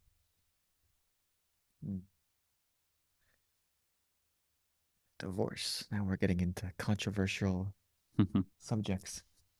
Well, depends who you talk to. I think all these issues are controversial. Teaching about divorce. Chapter 19. When Jesus had finished saying these things, he left Galilee and went to the regions of Judea beyond the Jordan. Large crowds followed him, and he cured them there. Some Pharisees came to him, and to test him, they said, "Is it lawful for a man to divorce his wife for any cause?" He answered, "Have you not read that the one who made them at the beginning made them male and female, and said, 'For this reason, a male shall leave his father and mother, and be joined to his wife, and the two shall become one flesh.' So they are no longer two, but one flesh. Therefore, what God has joined them together, let no one separate." They said to him, "Why then did Moses command us to give a certificate of dismissal and to divorce her?" He said to them, "It was because you were so hard-hearted that Moses allowed you to divorce your wives. But from the beginning it was not so. And I say to you, whoever divorces his wife, except for sexual immorality, not immortality. I was about to say I read the wrong translation. For sexual immorality and marries another commits adultery. And he who marries a divorced woman commits adultery. The disciples said to him, "If such is the case of a man with his wife, it is better not to marry." But he said to them, "Not everyone can accept this teaching, but only those to whom it is given. For there are eunuchs who have been so from birth, and there are eunuchs who have been made eunuchs by others, and there are eunuchs who have made themselves eunuchs for the sake of the kingdom of heaven. Let anyone accept this who can."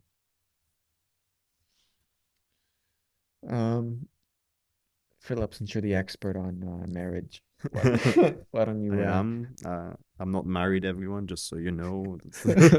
He's not referring to anything. Okay. Which part do you want me to talk about? I mean, okay, so I mean, we can. The first part. Well, I guess the part that I'm a little bit confused about is when he talks about, when the disciples say, "Why then did Moses command us to give a certificate of dismissal and to divorce her?" Maybe it's my limited knowledge of the Old Testament, but what is that referring to? Yeah, that's a good question. Well, unlike marriage, I'm not an expert on the Old Testament. Okay, well, yeah, maybe someone else would have an answer to what exactly is referring to here.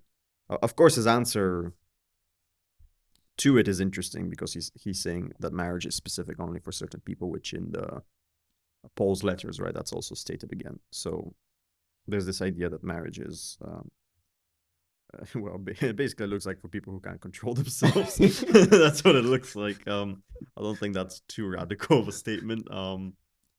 Yeah, it's the one who can accept this should accept it, and the one who could accept this, he doesn't mean, of course, the person who wants to not be married, but still go around. He means the person Well- who cannot be celibate. That's the person who should be accepting this. Well, it is kind of interesting because it does seem like he kind of at least appears to suggest that if not everyone is suitable for like marriage, or that not everyone, if you don't have the capacity to like, do marriage properly, you shouldn't get married. Or if you don't have the capacity to control your sexual desires, then become a eunuch. Well, I wanted to Well- touch on another point. Another point? Yeah, I think the interesting thing was about like the actual marriage and Okay. what it is. But Sure. maybe someone else can talk about Not the like, eunuchs. Yeah, maybe I'll leave it to our other guest. I Discuss the eunuchs. I don't have Um, anything to say about the eunuchs. Should we all just get vasectomies? Okay. Well, before we I'm an expert on marriage, so I cannot. Okay, let's talk about this. So there's this idea here that obviously he restates from Genesis. We talk about male and female, and then there's their union. It's one flesh and all this thing. I do find it interesting because obviously we have man is in the image of God, so marriage is sort of has this trinity in it as well, where you have man, woman, and child. Obviously, I don't mean you can have multiple children, but but I mean Right, child yeah. in general. So again, there's this like marriage is sort of, it looks like it's replicating like the triune God in a sense. So that's what we have, one flesh, but there's three individuals at least in marriage, right? It is interesting too, like when he says, be joined to his wife, and the two shall become one flesh, so they're no longer two, but one flesh. It is interesting that like there is kind of this cycle that happens where like you have the separation into two to two flesh, and then with marriage it's like you're bringing them back together. You become one so that you can become many in terms of reproduction. Interesting. I was thinking more in terms of like just you go from being two Yeah. to really it's like this emphasis on marriage is not about one person and another person. It's like when you become married, your lives with the other person become one. Yeah. Like you almost like in a sense lose your individuality. Yeah. Yeah. Because you are taking it's like a leap to become like literally attached to the other person. Yeah. Well, again, I think that's why I mentioned the Trinity, because for me, it's not. You've got to be careful here, right? Because the flesh is being used, so it's the in technical terms, right? It's the nature that's becoming unified, but not the person. Right. So you're not losing your personhood, obviously, as you're becoming one in marriage. I mean, that's debatable, but being well, maybe you're the real expert on marriage, or divorce. But I don't think you're supposed to be losing yourself, right, in the marriage. But there's a very strong unity which is expressed through this nature becoming one, which would be the body becoming one, right? It's a giving of yourself, in the same way that we talked about, like losing yourself to gain the world. Mm-hmm. Like you only gain really through giving. Yeah. Fully, and you can't gain from marriage by being purely selfish and only taking. It doesn't work. You have to be giving. Right. And there's also this idea of children coming into play again, right? Yeah. So like obviously the tradition is that the purpose of marriage is also directed towards a third person at the very Yeah. least, right, which would be the child. And that's interesting again because we were talking about children and innocence and humbleness, right? The exaltation yeah. of children, Yeah. right? So now we have this marriage, which is the precondition for children in this Christian sense. Yeah. Um, And I think also it's important to say that Jesus has a very high view of marriage. In that because I've got in my notes something about there were two schools of thought in the Jewish interpretation. Some allowed for divorce for like the smallest thing. The example here is someone Hillel, based on interpretations of Deuteronomy, said that he would allow a man to divorce his wife if he did anything he disliked, even if she burnt his food while cooking it. Jesus clearly took the side of Shammai, another interpretation, which has like very strict criterion for divorce. And it's not just the idea of criteria for divorce that Jesus has a high view of. Like in general, Jesus has a very high view of marriage because he realizes not just the practical implications in terms of, I don't know, children and becoming one and that kind of thing, but it's so clearly a picture of Christ and the church that he needs to have a high view of marriage because it is pointing to a metaphysical reality, as it were, of Christ and the church. Yeah. Yeah, and I would agree with that. And that's Yeah. what I meant when I was talking about the child as well. So Yeah. I don't mean it in the practical sense of Well, it's I'm both. not bringing Yeah. in any like practical argument here about the best way to raise children or okay. have children is through Right. marriage. I quite mean it in the this is like a metaphysical sense of humanity being united in a similar way that God is united, which is the only correct way for persons to be united, right? Yeah. If we're taking the good to be God. Yeah. So we have this imitation of the Imago Dei Yeah. being replicated in humanity through marriage. At least that's what I'm seeing here.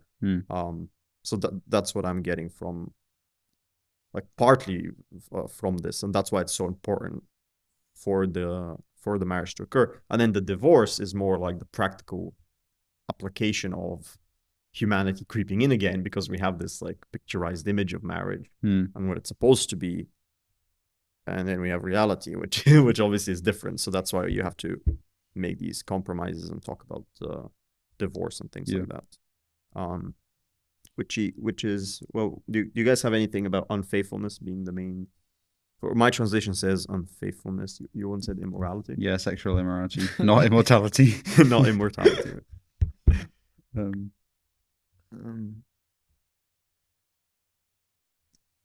Yeah. I did quite like the concept of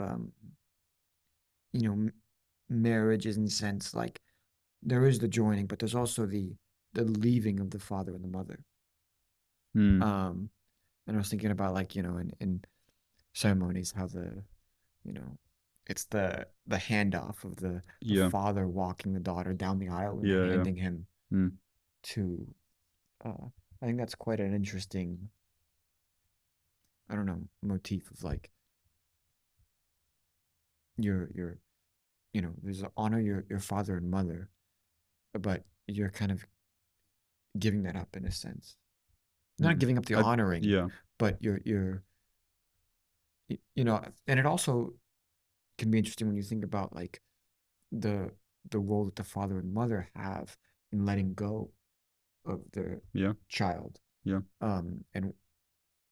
And what that entails. Like, it's not just the person letting go of their connection to their father and mother, but it's the father and mother letting go of the child and giving them to another human being. I don't know. I thought that was an interesting thing. Yeah. Okay. Jesus blesses little children. A lot of children. Then children were being brought to him in order that he might lay his hands on them and pray. The disciples spoke sternly to those who brought them, but Jesus said, "Let the children come to me, and do not stop them, for it is to such as these that the kingdom of heaven belongs. and he laid his hands on them and went on his way. So, just to make this point again, it's not a coincidence that after having a discussion on marriage, there's this Yeah. strange passage which seems to just repeat sort of like a little story that could have been put before when we were talking about children. Like Yeah. he mentions them multiple times, but now there's this little insertion. Don't forget about the children, right? So we talked about man, woman. Now we have the third thing, which would be the children. Okay. The rich young man. Then someone came to him and said, "Teacher, what good deed must I do to have eternal life?" And he said to him, "Why do you ask me what is good? There is one who is good. If you wish to enter into life, keep the commandments." He said to him, "Which ones?" And Jesus said, "You shall not murder, you shall not commit adultery, and you shall not steal. You shall not bear false witness, honor your mother and father. Also, you shall love your neighbor as yourself." The young man said to him, "I have kept all these. What do I still lack?" Jesus said to him, "If you wish to be perfect, go, sell your possessions, and give the money to the poor, and you will have treasure in heaven. Then come, follow me." When the young man heard this word, he went away grieving, for he had many possessions. Then Jesus said to the disciples, "Truly I tell you, it will be hard for a rich person to enter the kingdom of heaven. Again I tell you, it is easier for a camel to go through the eye of a needle than for someone who is rich to enter the kingdom of heaven." When the disciples heard this, they were greatly astounded and said to him, "Then who can be saved?" But Jesus looked at them and said, "For mortals it is impossible, but for God all things are possible." Then Peter said in reply, "Look, we have left everything and followed you. What then will we have?" Jesus said to them, "Truly I tell you, at the renewal of all things, when the Son of Man is seated on the throne of his glory, you who have followed me will also sit on 12 thrones, judging the 12 tribes of Israel. And everyone who has left houses or brothers or sisters or father or mother or wife or children or fields for my name's sake will receive 100-fold and will inherit eternal life. But many who are first will be last, and the last will be first."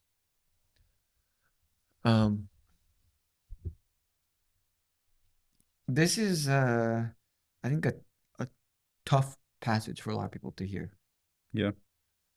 I mean, I'm interested to hear your guys' take. Does he literally mean, you know? I mean, I'm thinking like, okay, is he just saying, give to, don't value your possessions and give to the poor, or is he literally saying, do we have to accept this as all the things that you have, all the money that you earn, give it away? Well, I think to this man, he was definitely saying that. I think he knew the obstacle in his heart that was stopping him from accepting the message of the kingdom, and he realized that this is the thing that's going to stop him. So he says, yeah, you have to get rid of this obstacle, get rid of this idol, as it were. For us, I think there is in a sense that it's also true in the same way that, well, maybe God would call you individually to give your possessions away to other people, but I think it's also true in the sense that we have to give everything that we have to God.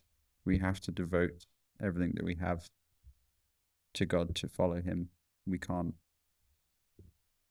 hold things back within our own domain of control and agency. We have to be willing to truly give everything to God. Okay, well, maybe we have a different take. Yeah. For the first time. Okay, so what is happening here when you read it?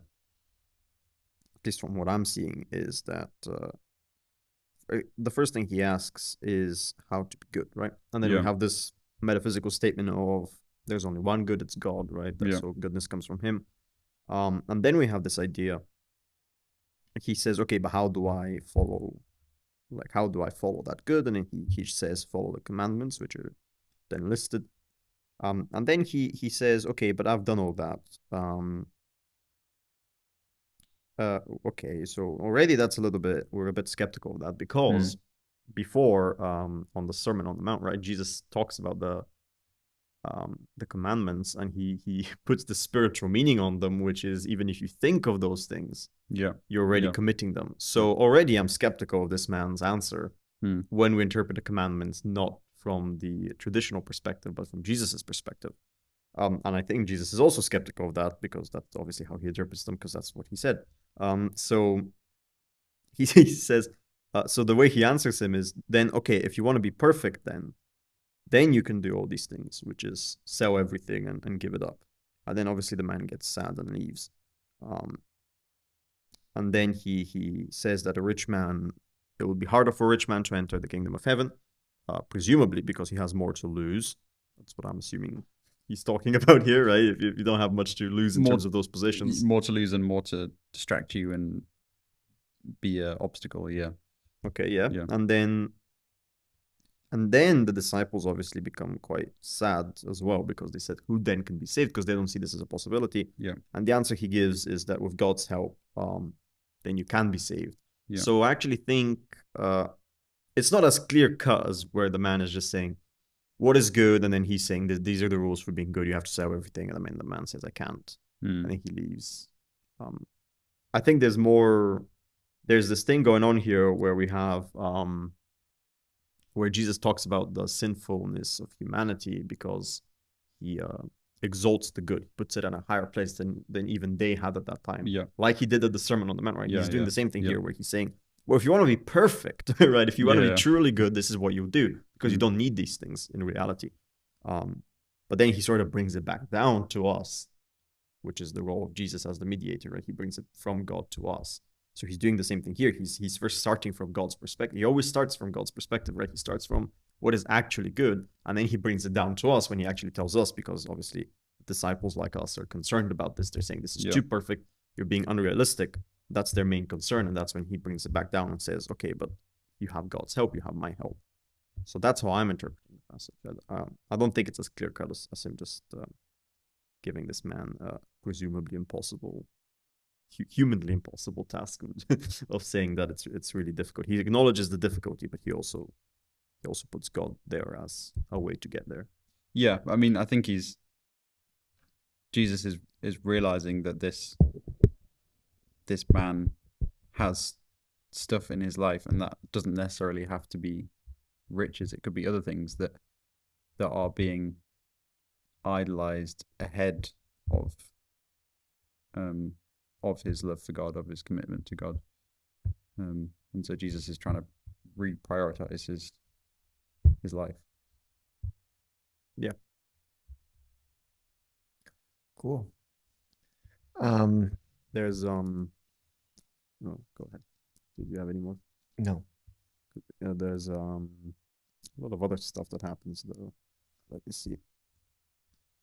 So, the special position of the disciple. What did you guys think of that towards the end? So he's gonna reward them for being the first to follow, and then we have the Matthew principle at the very end with first will be last and the last will be first, or something along those lines.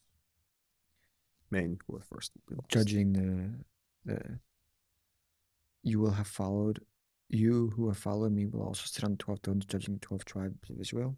Is that what you're talking about? Right. So that's their kind of reward, I guess, for being there. And then he has that line, which is the cutting line, right? What's become known as the Matthew principle. Why is that the Matthew principle? Or am I confusing it with? No, I'm confusing it with the previous thing that we said. No, the Matthew principle is to those who have more will be given. To those who don't have more, they would have less. I think we talked about that last time, actually.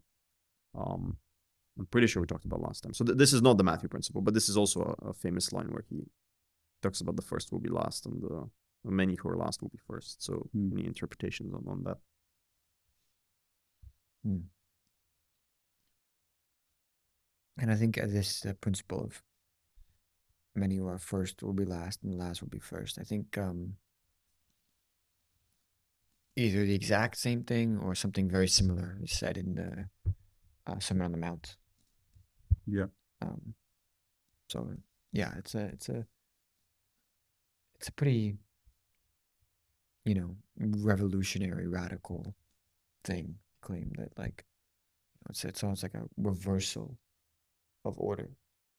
Literally, the last will become first and the first will become last. That goes with what you just mentioned about the reversal of priorities for the rich man. Yeah, that's true. Yeah. I think it's also very much connected to a theme throughout the Old Testament, which is a theme of mostly brothers, but there are other relationships that you could say are akin to brothers, where the oldest son is expected to be the man, get the inheritance, be the successor, and it's not the oldest son, it's the second-born, or it's someone else, where it's flipped. And in actually most of the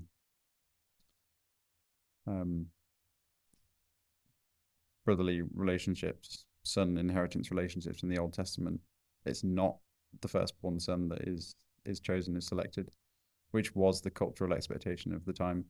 And God is constantly,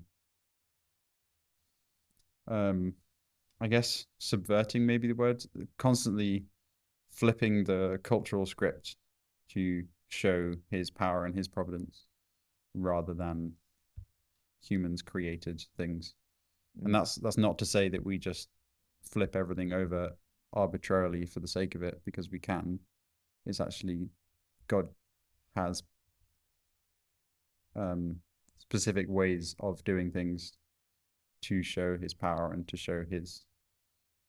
to reveal our reliance on him. Yeah, I think we forget about that a lot because obviously people talk about divine order and everything is ordered in a certain way, to occur in a certain way. But actually the way that God manifests in history a lot of the times is as a countercultural force to do with the culture doing something wrong.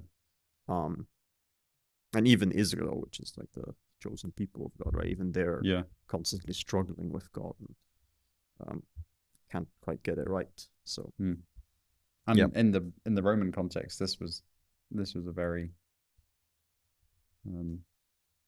maybe, I don't know, inflammatory thing to be subversive. Well, to like choose that which is not the most powerful, that which is not the strongest, to let the children come to me, all that kind of stuff.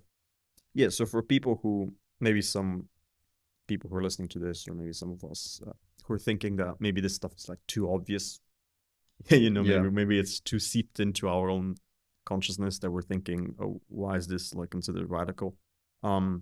Like Nietzsche, for example, would be a great person to read on terms of when he talks about the what he would call this the slave morality, right? This is not this is made up stuff by weak people, right? And that's the idea, and he much prefers the Roman, right, view of the world, which is to do with the strong are strong, and by virtue of their strength they're actually justified.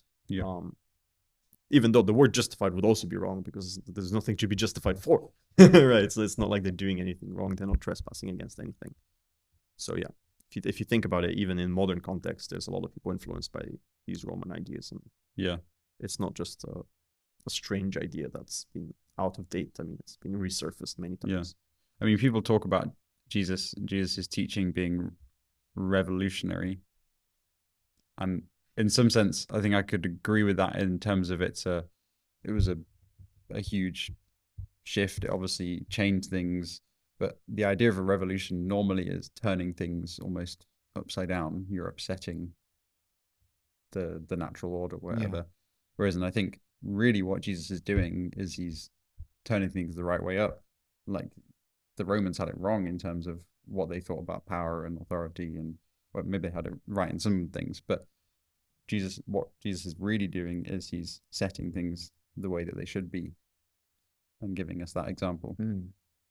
Yeah. And I think stories always have that element Mm. of the flipping around. Yeah.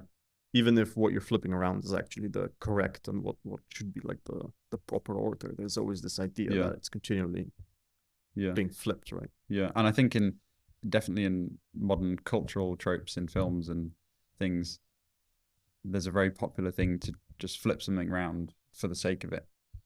So you have a particular trope and you're like, oh, we're going to do it the other way just because we can, kind of thing.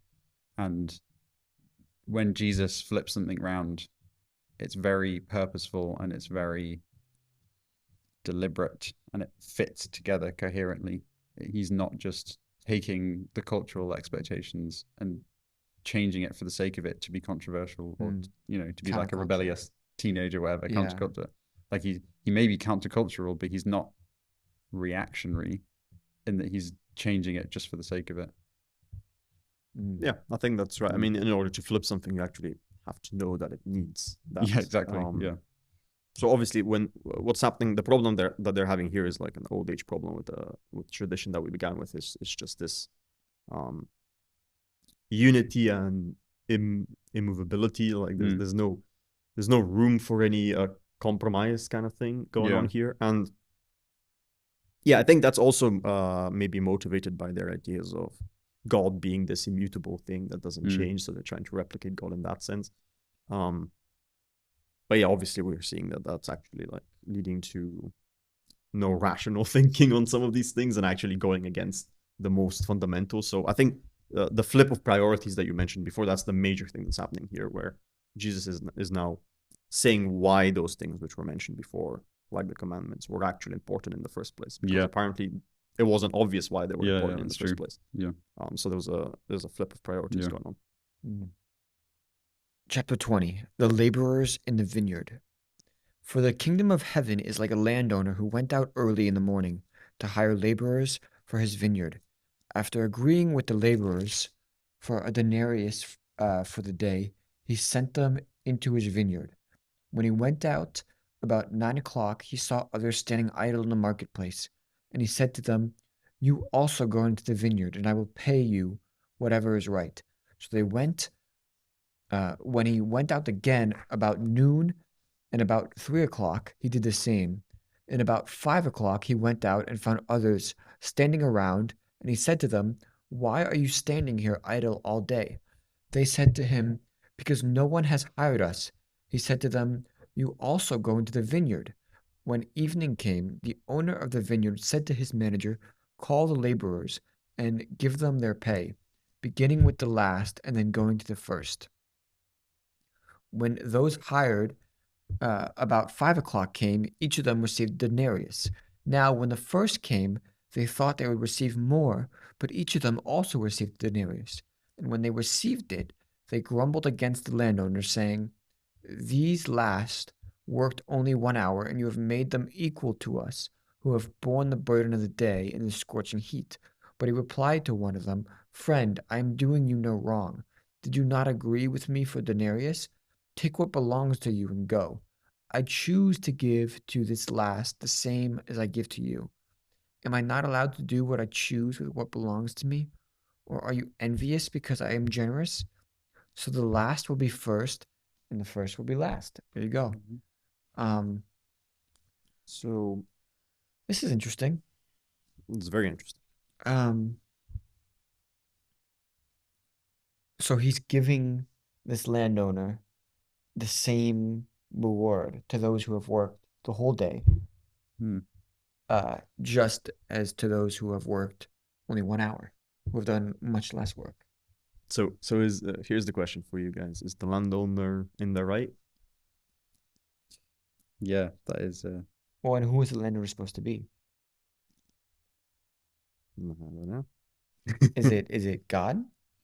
Well, we'll answer if he's right first, and then maybe we'll see if it's God or not. I think there are definitely interpretations of basically the the takeaway is that God extends grace to people, and some people may need more grace, as it were, although obviously everyone needs God, but it's like for some people it appears as if more grace is given, and that is just the way that grace works. Yeah. So you asked us about the is a landowner right? To me, the emphasis is more on the people who have worked the whole day, Yeah, and the question is their attitude of when they receive it, because they grumbled against the landowner, complaining, saying, "These last worked only 1 hour, and you have made them equal to us who have borne the burden of the day." So they're like mad yeah, that they're not receiving more, even though they already agreed to one. It's like, yeah, I deserve more than I'm given. yeah. It's a bit like the older son in the parable, well, the prodigal son. Yeah. So what do you guys think?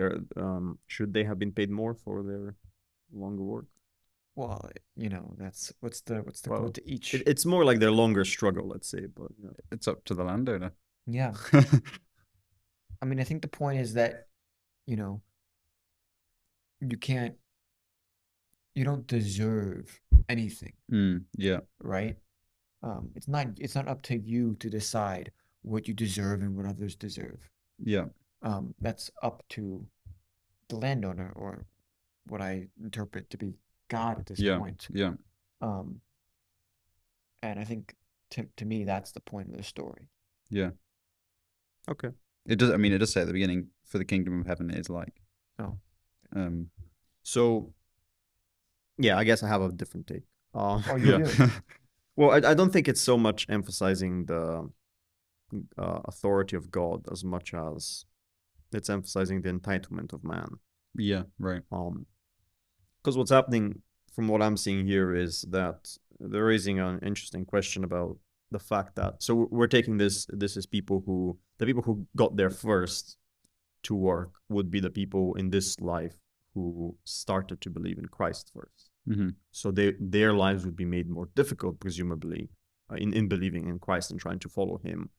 And then the person who is, at the end of his life, and then he decides to believe in Christ, his life would presumably have been much more pleasurable for him, right? He wouldn't have suffered as much. He wouldn't have, even especially at this time when people were being persecuted for being Christian, right? So it seems like he shouldn't be getting the same reward for belief in Christ as the people who believe in him for longer. Now, yeah, I was gonna say, I wonder also if maybe it's like the people who have got there first and are working the whole time are like the people of Israel, like the chosen people. I think that could be one interpretation. Yeah, And and they're the like, Gentiles why, are brought in.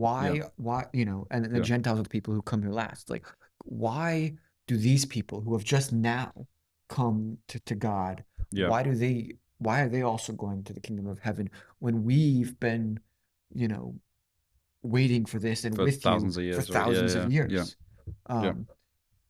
And that's kind of, because this is before, right, the concept of Christians that's really come to mind in Yeah. the persecutions. So to me, this is more about the people who come here first are like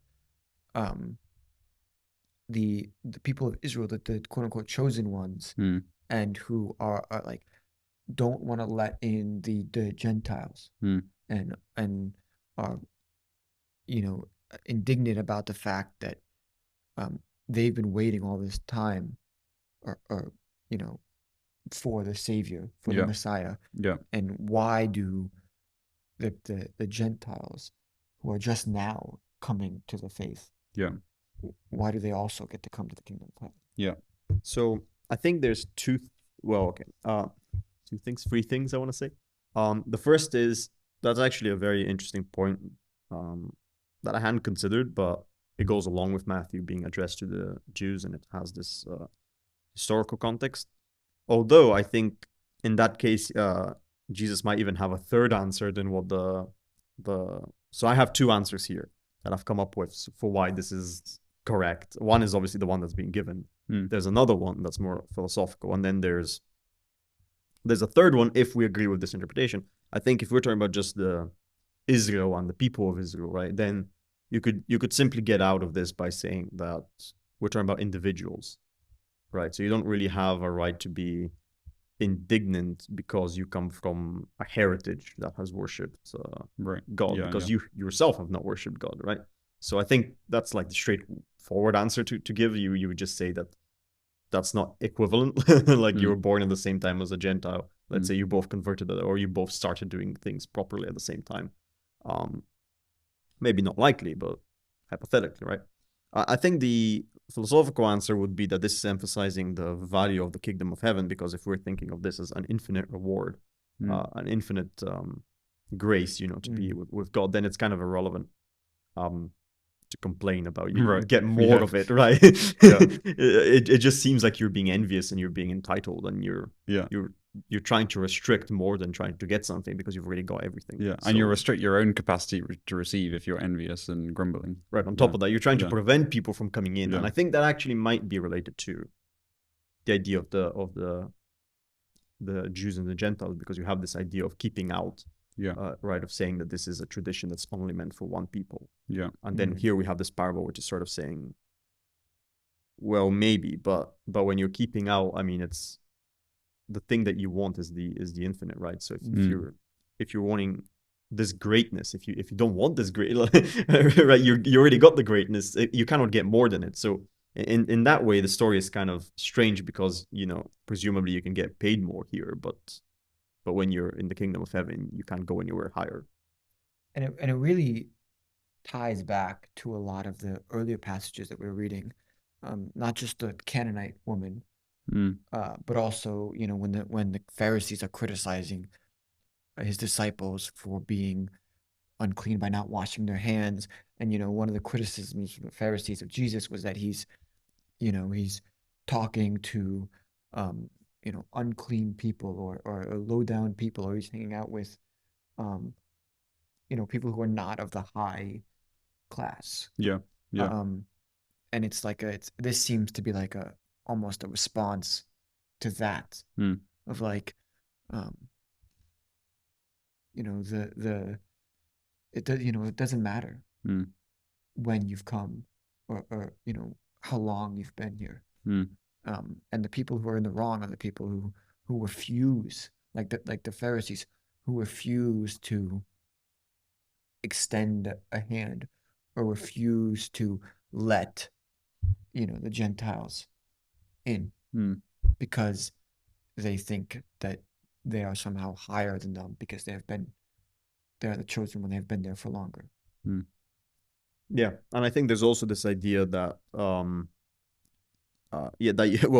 answer he gives is interesting, that you've agreed to this.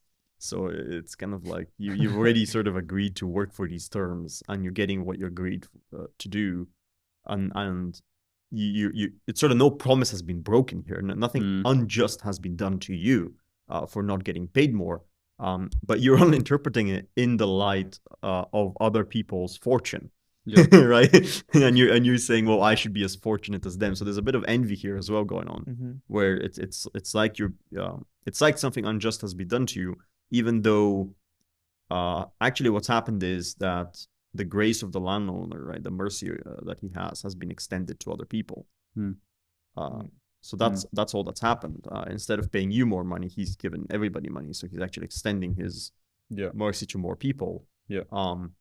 And you feel entitled to that mercy. You think that should actually go to you instead, because you were there first. And maybe you were there first because you were I don't know, smarter or something. But in the story, you're not. You're there first because you just happened to be at the right place at the right time. So it's more to do with you being fortunate. So I think it's related to that thing about sin, where he talks about taking the speck out of your eye, right, before you try and go after other people. I mean, you can really see how he would piss off a lot of people by saying these things, right? Like if you're it's offensive. and you think you're like, spend all your life and generations practicing and waiting and doing all these things right, and while everybody else is doing other things, and you're doing all these traditions, and he's like, nope, it's not about the traditions. Nope, like you're not better than these other people. Like these other people are just as good as you, or we can receive, the same thing as you. You Well, can- right, yeah. He's calling them hypocrites. He's also saying they're not going along with the tradition that they preach. On top of that, he's saying the first could be last, Yeah. right? That everything could be flipped Yeah, on them, and it yeah. would be totally just because it would be God doing it. So, Yeah. of course. You can see like how invigorating that would be for the people to accept. It's not an easy message Yeah. at the time for people to be like, okay, Well, know? it's not an easy message even now in terms No. of the offense that grace and mercy can bring. yeah, That you're actually not treating people equally in that sense. Yeah, and that's the crazy thing about the story. It's Yeah. the offense that is caused by grace and mercy being extended to someone Yeah. that's not you. It's Yeah. we're going to extend it to more people who were not as fortunate as you to have heard of the word first, for instance, right? to be hired by the Lord first at the vineyard, and you're being upset Yeah. about that. Not a good way to run a business, though, probably. I haven't tried it. in this way that it's outlined. It is interesting to think about like grace and mercy as being an offense. Like I don't think when you talk about, okay, what are the offenses, the first things that come to mind are probably not, grace and mercy. Well, it depends on your cultural context. That is true. For some people getting what they deserve may be an offensive thing. For some people getting what they don't deserve may be an offensive thing, and I think that's what's amazing about the gospel is it speaks to all cultures and contexts, even though these things were in a particular culture. But it is just like the concept of being forgiven, right? And showing grace and mercy. On like first thought, I think not a lot of people are like, oh, that's such a great offense. But like, the way it's kind of portrayed here, it really is like that is a difficult thing to accept that it exists. And you can see from this parable, like why, particularly for the Jews at the time, why that's such a difficult thing for them to grasp, and it requires like an enormous amount of, I think, strength to be able to accept that. Yeah, definitely. Yeah, I just think it's fascinating. I think envy is one of the most interesting of the sins, of the 7 sins that people talk about, because like you see it here, it can even be directed towards something good. Right. Like presumably we're talking about being with God, right, in the kingdom of heaven. Or actually, no, it does say that.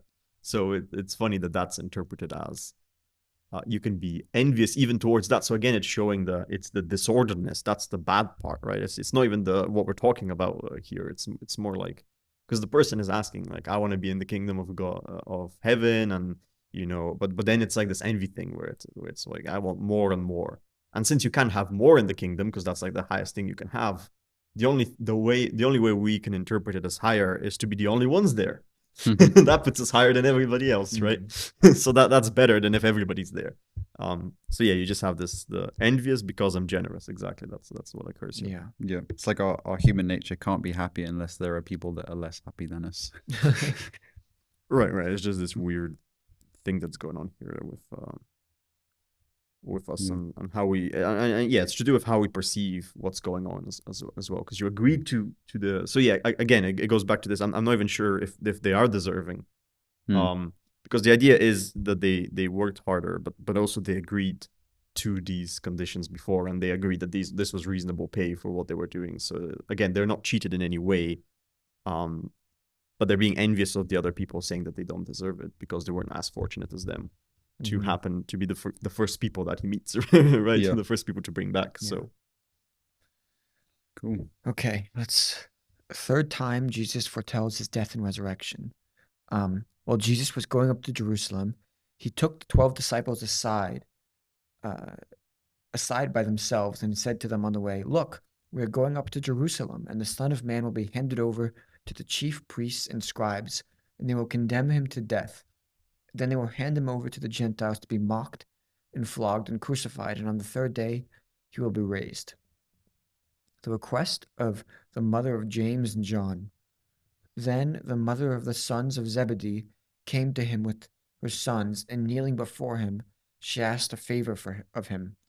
And he said to her, "What do you want?" She said, "Declare that these 2 sons of mine will sit, one at your right hand and one at your left, in your kingdom." But Jesus answered, "You do not know what you are asking. Are you able to drink the cup that I am about to drink?" They said to him, "We are able."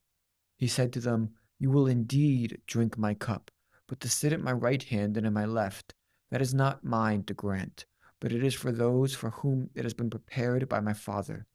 When the 10 heard it, they were angry with the 2 brothers. But Jesus called them to him and said, "You know that the rulers of the Gentiles lord it over them. Lord it over them." Oh, that's a weird phrase. "And the great ones are tyrants over them. And it will not be so among you. But whoever wishes to be great among you must be your servant. And whoever wishes to be the Son of Man came not to be served, but to serve, and to give his life a ransom for many." I'll just read this last part, and then we can talk. Yeah. Jesus heals 2 blind men. As they were leaving Jericho, a large crowd followed him. There were 2 blind men sitting by the roadside. When they heard that Jesus was passing by, they shouted, "Lord, have mercy on us, Son of David." The crowd sternly ordered them to be quiet, but they shouted even more loudly, "Have mercy on us, Lord, Son of David." Jesus stood still and called them, saying, "What do you want me to do for you?" They said to him, "Lord, let our eyes be opened." Moved with compassion, Jesus touched their eyes. Immediately they regained their sight and followed him.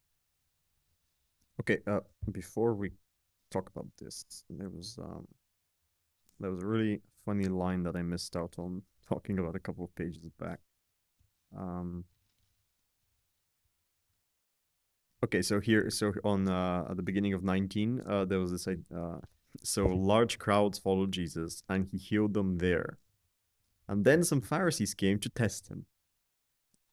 It's getting more and more ridiculous. These miracles and signs that he does here, he literally does them. And then they show up. Presumably, they're really close by, and they completely ignore what's going on for the context of people being healed, and they just immediately go into test mode, right? So they want their intellectual discussion. Yeah. So I just think that's again emphasizing that them asking for a sign was just a way for them to rebuke him, and they were not humble enough like children. I mean, there's the foretelling the resurrection and the healing the blind men. But what do you make of the story of John and James being seated at the right hand of the Father? Sorry, right hand of Jesus. So again, I'll get into a bit of Trinitarian stuff, but it's interesting here. So here he talks about the Father having sort of decided already who's going to be at his side, right? So I think this is emphasizing what we would call like the monarchy of the Father, right? Because in the Godhead, the Father is the like the first cause that everything emanates from. So that's what I'm getting from here, that Jesus is sort of putting the authority towards the Father first and foremost. And this does not necessarily mean that he's subordinate to the Father in any ontological sense. It just means that the Father has sort of the first say in the matter. So that's what I'm seeing here, just immediately from his answer. And of course, then he's talking more about the overall general idea that we've been discussing up until now, which was to do with imitating Christ and not being envious. And that was one of the best lines towards the end there, where he talks about he did not come to be served, but to serve and to give his life as a ransom for many. Yeah. So those are the 2 points that I got from it. Yeah. And all the stuff about, can you drink this cup that I'm going to drink? That's a reference to, well, what Jesus will go through with the passion, the crucifixion, and when he says, "You will indeed drink my cup," which I think in one sense is a reference to the fact that they will be martyred. that they will go through suffering for the sake of Jesus, for the sake of the gospel. That's a great point. So it's quite a sober thing, actually, because it's like, I mean, maybe you don't know what the attitude of the mother is, and she's all kind of excited about their prospects, but actually, you know, their future is to die. It's quite right. That's quite a you do not know what you are asking. Yeah. Are you able to drink the cup? And he's like, we're able. And Yeah. He really meant it. he's Yeah. like, you will, drink my cup. Yeah. It's like, oh shit, Yeah. that's foreshadowing of a Yeah. lot of Yeah. martyrs to come. Yeah. Yeah, and again, the title "Son of Man" is recurring in this Yeah. passage because, again, it's showing up when it's relevant to do with the end of the world, right? Yeah. in the end times, and which are also represented in the resurrection itself. Yeah. Okay.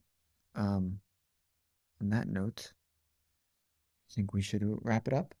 Any comments on the blind? I think with a lot of these miracles, it's like when the person asks for it. Mm. And there's always like the first time, like with the Canaanite woman, the first time he ignores, or he doesn't ignore them, but he doesn't respond the first time. Right. And then they say it again, and that's when he's moved by compassion. The Or testament the of crowd faith. shut them down. In this case, the crowd rebuked them, Mm. told them to be quiet.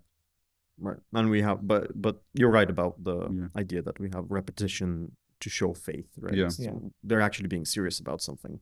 Mm. Because you notice Jesus doesn't really repeat some of his words. Like sometimes he does, but most of the time Mm. it's taken that he's being serious about what he says. But with the other people, it's when they repeat themselves, right? That's when they show faith. And Yeah. I think the last thing I wanted to point Okay. out was that we began this by talking about the Pharisees and the Sadducees and how they're the blind leading the blind, right? So we had this idea of just being led into a pit. And now we have here at the end, just before the big event occurs, we have Jesus, giving sight to people, which I think is exactly what he does throughout the scripture here. He's trying to talk about this old tradition and trying to permeate into it and see what the actual spiritual basis for it is. That's a good point. And that sight is a gift that is given to them Yeah. through compassion. Yeah. All right. Okay. Humongous. I was in between humongous and tremendous, but Are humongous you calling us fat? amount of gratitude to both of you for coming on and enlightening Yeah, it's been really good. me and Yeah. the viewers about the Gospels. The next one will be a very triumphal entry to Jerusalem. It's going to be interesting. I look forward to it whenever it happens. And yeah, thank you both. Thank you for listening. If you like this, please subscribe and watch the other episodes because they're also good. And yeah, see you guys next time. Yep. Thank you.